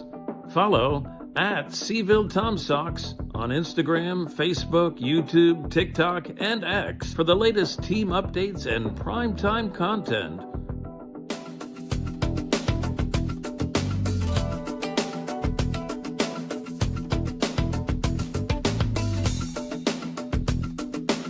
Explore our redesigned website at tomsox.org for everything Tom Sox baseball and sign up for our no-cost email newsletter.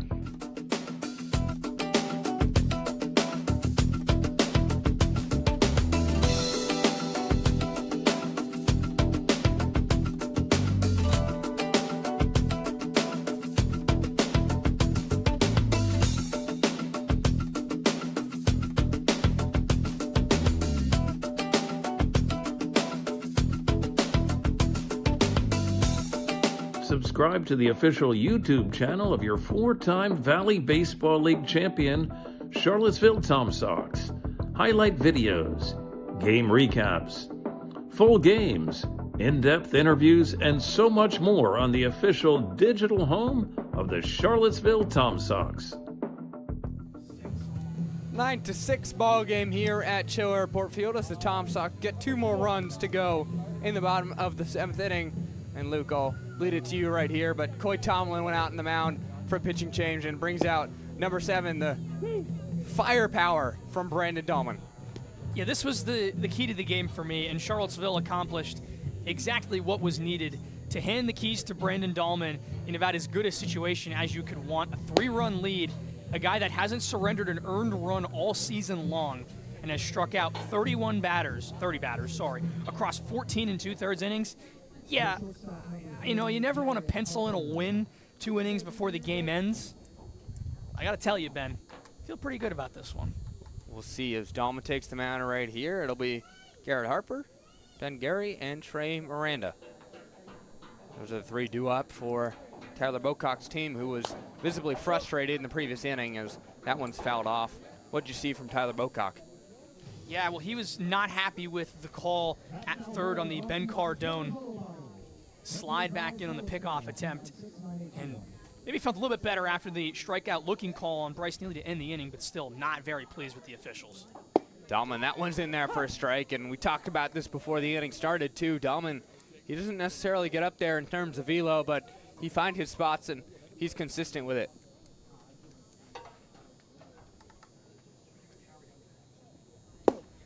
That one's just missing for ball 1 of Brandon Dahlman's outing.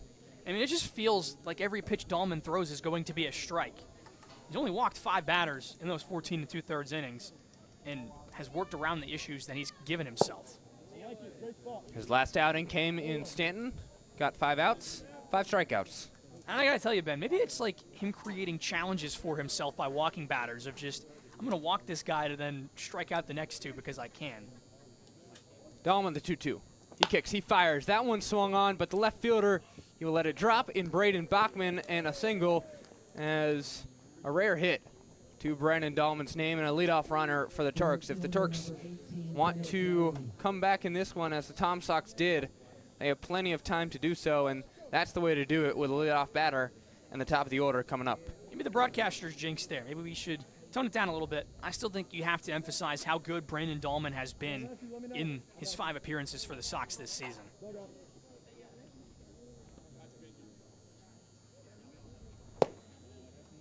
Inside for ball 1, Brandon Dahlman.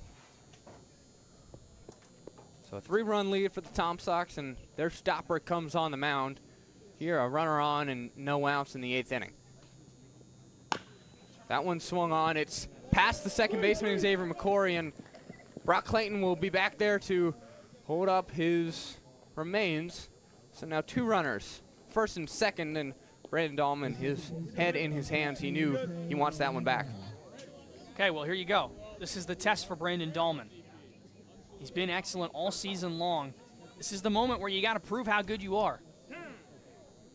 And a timeout called by Ben Cardone, who wants to talk it over with Brandon Dahlman. And like a visit earlier for Clayton Arma, this one just about calming the pitcher down and getting everything ready, as Cardone and Dahlman need to stay on the same page here with the tying run at the plate. And just a reminder, kids and families will have a chance to run the bases after the game, so stick around. Trey Miranda, who has a single, and that's his only way of reaching base in this one. Dahlman looks back to the runner on second. He fires. Miranda skies it into the outfield. Braden Bachman is under it. Runners will not tag. And out number 1 corralled for Braden Bachman. Well, there you go. That's exactly the result you wanted there, whether it be a strikeout, groundout that keeps the runners from moving. And now you can go to work. You're going to face some of the tougher hitters in this order for Harrisonburg. Brandon Dahlman is up to the task. And like we talked about with Gary Gibson, it's all about seeing out number 1 go through your belt. Dahlman, he fires that one. Just misses his zone for ball 1. So still 2 runners on, and once again, the tying run is represented here at the plate. Swung on a miss. Brandon Dahlman gets the foul tip, and Cardone holds on to it. 1 count, or excuse me, 1 ball, 1 strike, 1 out, 2 on. Turks down by 3, looking to make something happen. Dahlman from Liberty University, he fires. That one fouled off behind into the fence on the left side near the Harrisonburg dugout. A 1-2 count. Brandon Dahlman has an opportunity for his first K of the evening. We've officially surpassed into evening territory. 5:30 p.m. here at Cho Airport Field. 5:30 is kind of my cutoff for afternoon to evening as Dahlman fires. That one swung on and missed. A beautiful pitch from Brandon Dahlman. Gets the strikeout. And that looks like the Brandon Dahlman that we've seen all season long, pumping up the velocity and having a hitter completely fooled and unable to make contact. Again, a nice bounce back from Dahlman. Job's not finished yet. He's gotten 2/3 of the way there. 2 singles for Eddie Perez. 2 runners on for the third baseman. He's had a rough evening on the infield today in terms of fielding. Strike 1.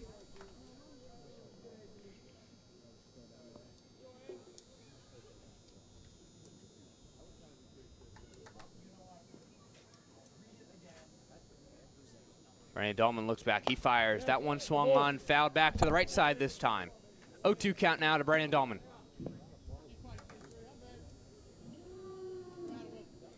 Dahlman with Perez at bat.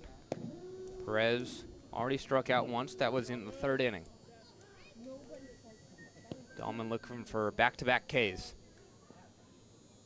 Little limbo, and Brandon Dahlman fires. Fouled back one more time. This is going to be a battle. Dahlman's going to have to earn this one. Perez is not an easy out. 2 hits today. Got to find the pitch that you want to throw if you're Brandon Dahlman to put him away. 0-2 for Dahlman to Perez. Thinks about it. Gets ready. Sets, fires. That one hit through the middle. A runner will be coming around third base, and never mind, he stops. But the center fielder, Bryce Neely, can't hold on to it. And 2 runners are coming around to score. An error for Bryce Neely cuts the lead back to 1 for the Tom Sox. Yeah, and we'd said it last inning that Neely didn't really have any issues coming into the ball game late as a defensive replacement, but you saw it kind of rear its head right there, and in the blink of an eye, it's a 1-run game with Brody Dalton at the plate. And that's a tough break for Dahlman, who it looked as if Garrett Harper was going to hold up at third base and no run would have crossed. Instead, it's just a 9-8 game. And Bryce Neely knew it too. He was crouching for a second there in center field after the play. Strike 1 goes down to Brody Dalton. And Dalton, who's had a productive evening, could change the game again in 1 swing. So no 1 count now. Runner on second. Dahlman fires.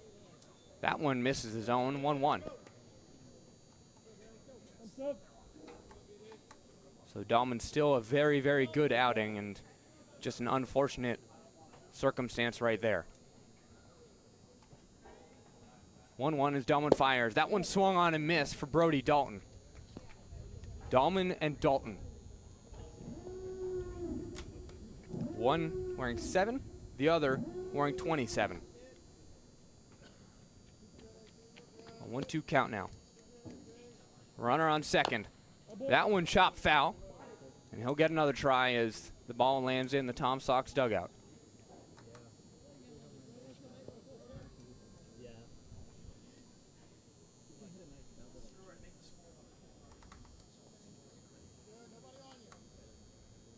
Dahlman checks, fires. That one cracked. It'll hit the gap, and the runner will come around to score, and we will have a tie game as Dalton, he around second. That throw not in time. He's safe for a double and an RBI for Brody Dalton. Have a day, number 27. And yeah, Brody Dalton is the sole reason Harrisonburg is back in this ball game. This is a really good mound visit from Will Pearson here. Dahlman's just unlucky to be in this spot, especially with the way that single and error unfolded. But he still has the stuff capable of helping the Tom Sox win this ball game. They are very thin on arms in the bullpen. Not sure who else would be able to throw for the Tom Sox if Dahlman needs to be lifted. An uncharacteristic of Dahlman, but the veteran getting a word from Will Pearson. And Cardone still out there as Pearson takes the slow walk back, but we'll see what the Liberty Flame can do. Rarely in a tough situation like this.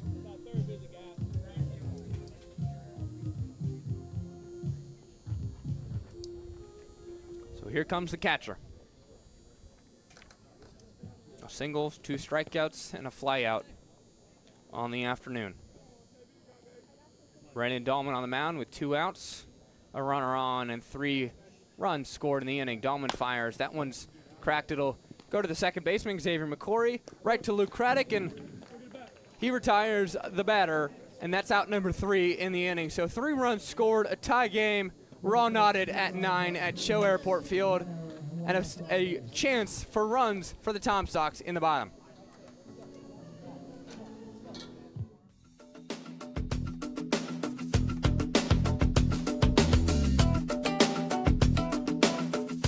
Stay connected with the Tom Sox.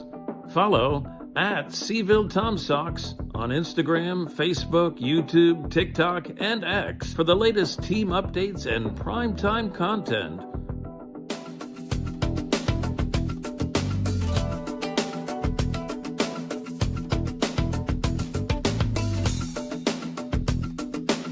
Explore our redesigned website at TomSox.org for everything Tom Sox baseball, and sign up for our no-cost email newsletter.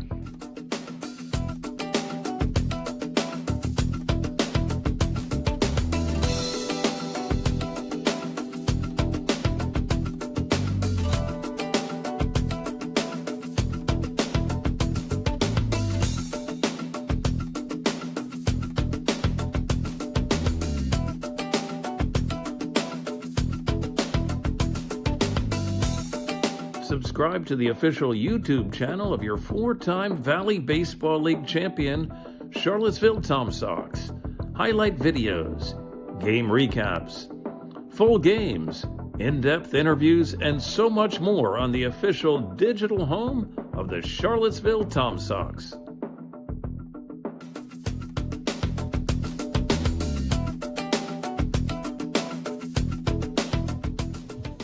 Jackson Leggett Walford back on the mound for the Harrisonburg Turks.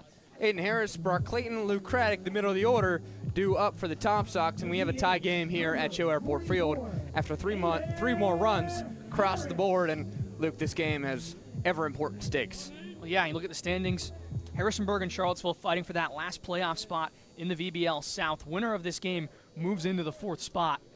And you can see these teams are fighting like cats and dogs right now. Tyler Bocock against Randy Tomlin, new head coach for Harrisonburg at an old rivalry are the Tom Sox and the Turks. Aiden Harris, foul ball, and an 0-1 count quickly. But a tie game, it's still anybody's contest to win. I look at Walford, gets ready, he sets, he fires, swung on and missed by Aiden Harris. Harris with 2 strikeouts swinging and 2 singles in this game. So the 0-2 count from Leggett Walford, the lefty, to Aiden Harris. He gets that one up there for ball number 1. Now 1-2 count for Harris, and patience as he saw his first 2 at-bats end in strikeout swing. Wonder if there was a conversation in the dugout after either of those. 9-9 game. Leggett Wofford, he fires. That one's in the opposite batter's box in the dirt for ball 2.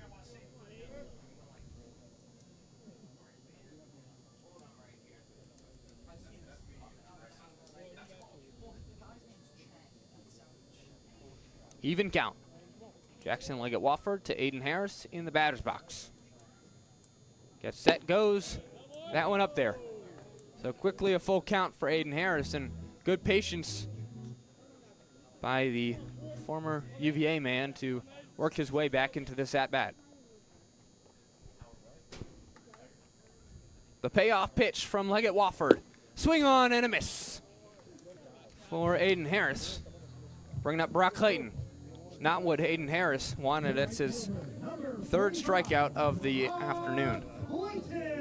Still not dead for Charlottesville in this inning. Brock Clayton has reached base every time today. Someone that could kickstart a rally for the Sox, get them back into the lead. Clayton and Craddock due up for the Sox. First pitch to Clayton inside, nearly hit his toes. He has to scoot back out of the way, and the 1-0 count is Jackson Leggett Wofford walks around the bump to get the baseball and is ready for pitch number 2 to Brock Clayton.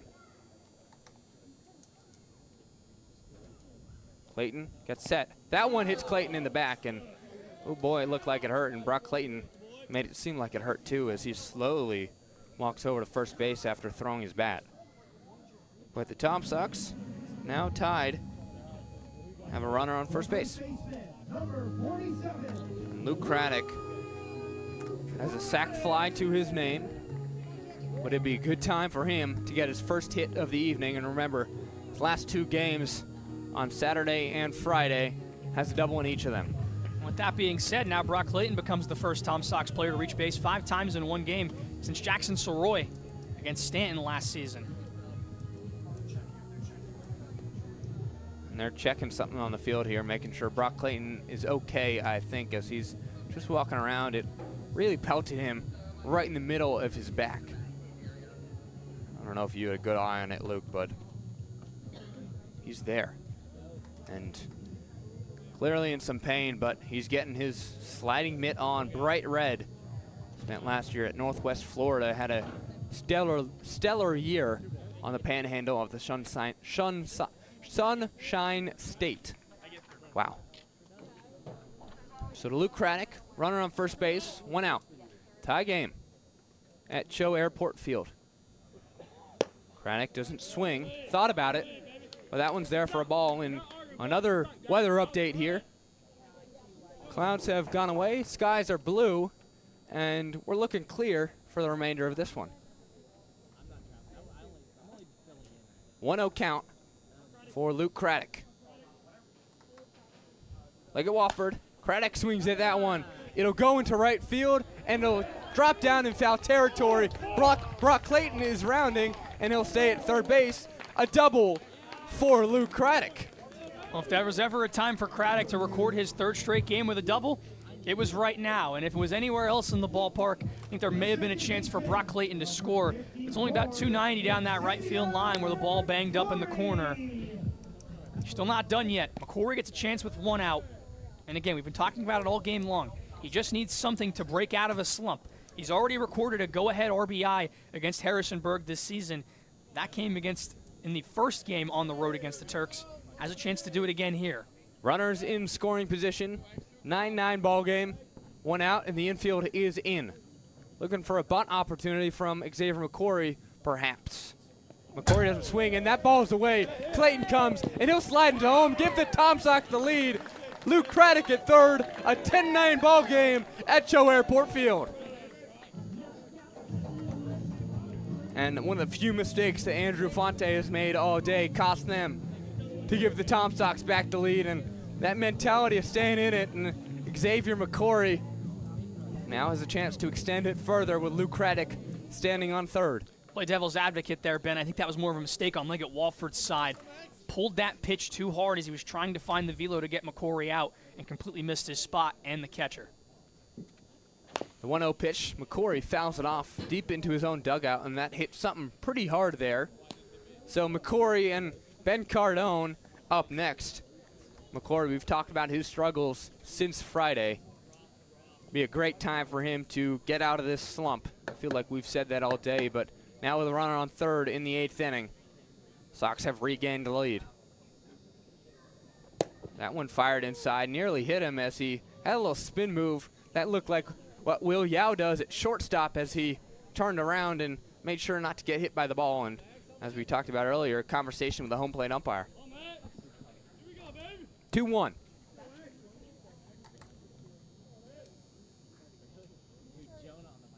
One out. That one swung on into the right field line, and Luke Craddock will come home to score. Xavier McCory has a single, and he's out of that slump. Well, there you go. That's huge for McCory and huge for the Sox. An extra run of insurance, which may as well have been the word of the inning after Clayton scored. You have Cardone and Bachman up, who've had nice games individually. Don't think you're totally done with this inning just yet. And Xavier McCory to finally get one to go his way. Saw a single that blooped on the outfield grass, and it scored a run. Now an 11-9 ball game. The sun is fully out on the infield. And maybe it's a sign of things changing for the Tom Sox. That one upstairs for Cardone, and he sees it go through, but what a mentality for the Tom Sox all afternoon. But hey, this ball game is far from over. 1-0 count now, runner on first. Cardone at bat.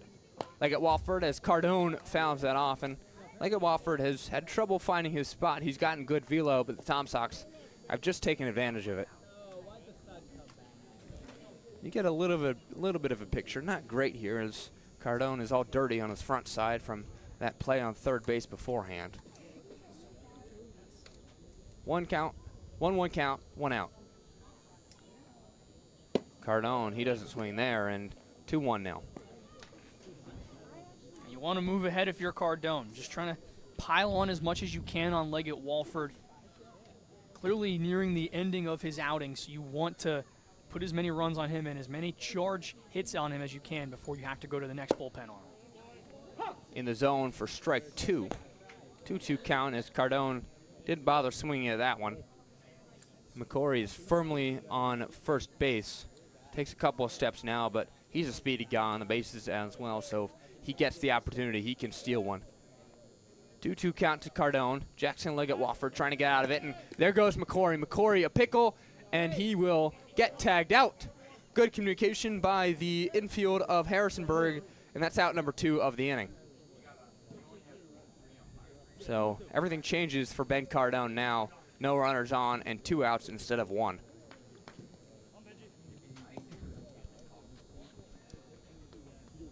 (11-9) ball game. 2-2. 2 outs. Cardone swung on and missed. And out number 3 for Jackson Leggett Walford, but not before the Tom Sox retake the lead here at Shell Airport Field. It'll be up to the defense to prevent any more runs here as we head to the top of the 9th inning.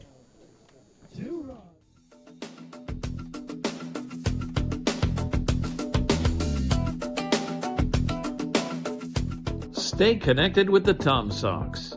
Follow at Seville Tom Sox on Instagram, Facebook, YouTube, TikTok, and X for the latest team updates and primetime content.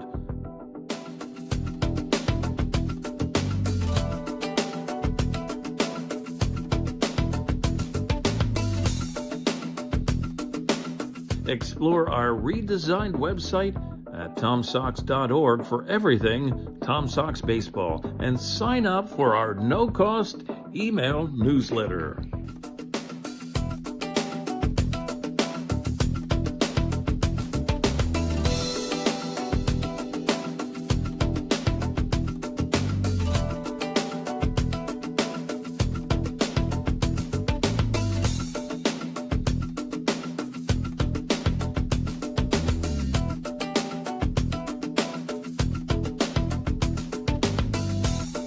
Subscribe to the official YouTube channel of your 4-time Valley Baseball League champion, Charlottesville Tom Sox.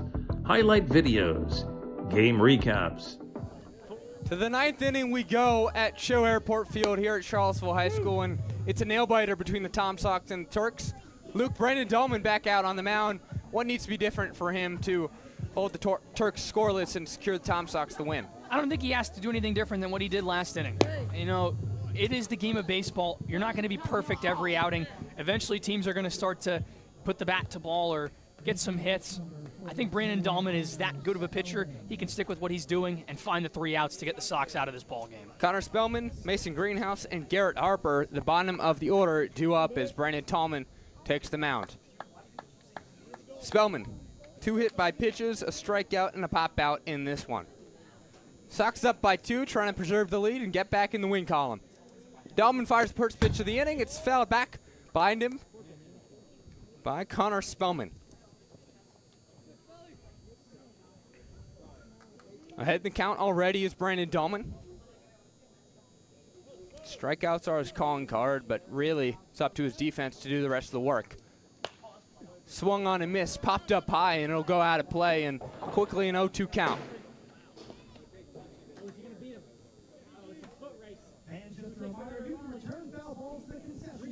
Brandon Dahlman eyeing his first out of the inning, and crucial to get the designated hitter for Harrisonburg today, as that one's chopped to the third base line. Grayson McCollum charging at it, thrown to first, stretched out by Luke Craddock. It's in time, and out number 1 of the 9th inning is in the books. That is incredibly impressive for Luke Craddock to move like that. He's a big dude, but to be able to do the splits almost and make that pick, I mean, that's incredible for Luke Craddock. I know we've seen him do it a couple times this season, but it just continues to amaze me, the flexibility that he has at the corner. Now Mason Greenhouse, who grounded out his last time up, has a single as well. 2 of them, in fact. Pitch from Brandon Dahlman upstairs, but a check swing. Did he go? First base umpire Matthew Pierman says he did not. So a 1-0 count this time, as it's the 8-hole Mason Greenhouse playing center field. Brandon Dahlman, that one not swung on again by Greenhouse, and a good decision. 2-0 count for Dahlman. Bases are empty, and Tom Sox trying to hold on to a 2-run lead. 1 out here, and Dahlman kicks and fires. Swung on and missed. 2-1 count to Greenhouse.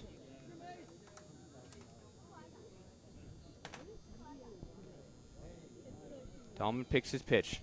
He gets ready. Set. Digs. Goes. Swing on and miss again.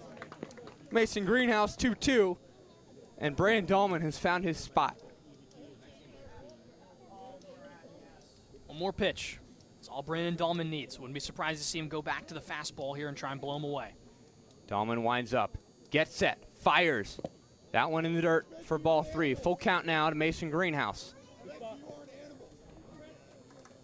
You can hear on the crowd mic, too, the Tom Sox dugout giving words of encouragement to Benji Cardone. A full count for Brandon Dahlman. Mason Greenhouse in the box. 1 out in the 9th inning. Dahlman fires. That one fouled off to the right side. He'll get another chance.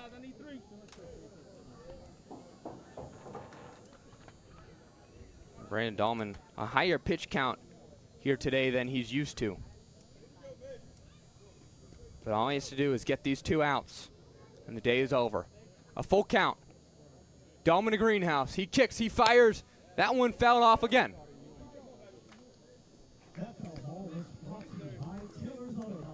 And look, the sun has finally come out and is covering Cho Airport Field.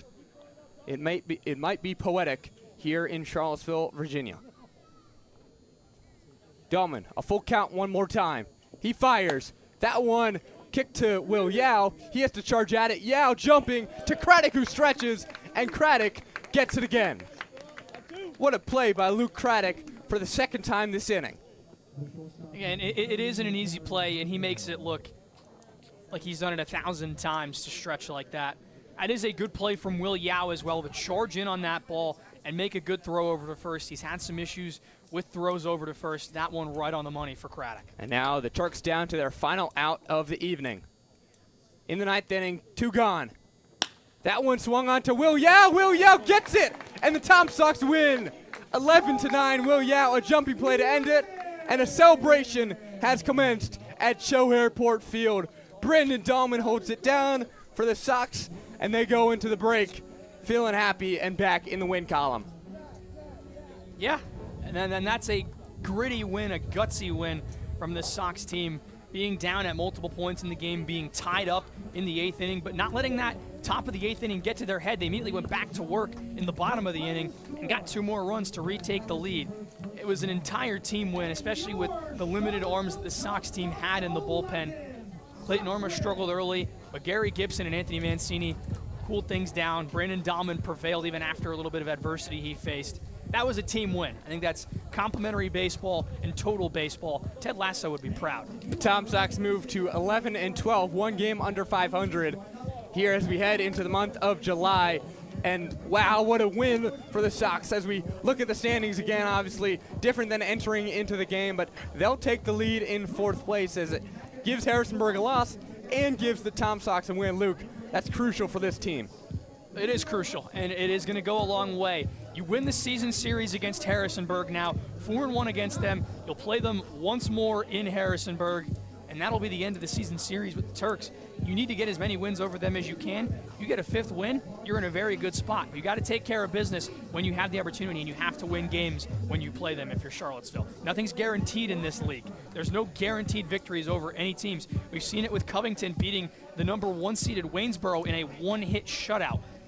There are teams at any level in this league that are capable of knocking off any team. What a game for the Tom Sox, and what a fight and mentality for this team that has finally found something here as we head to the second half of the Valley Baseball League season. 11-9 your final score. Brandon Dahlman, the winning pitcher at Cho Airport Field.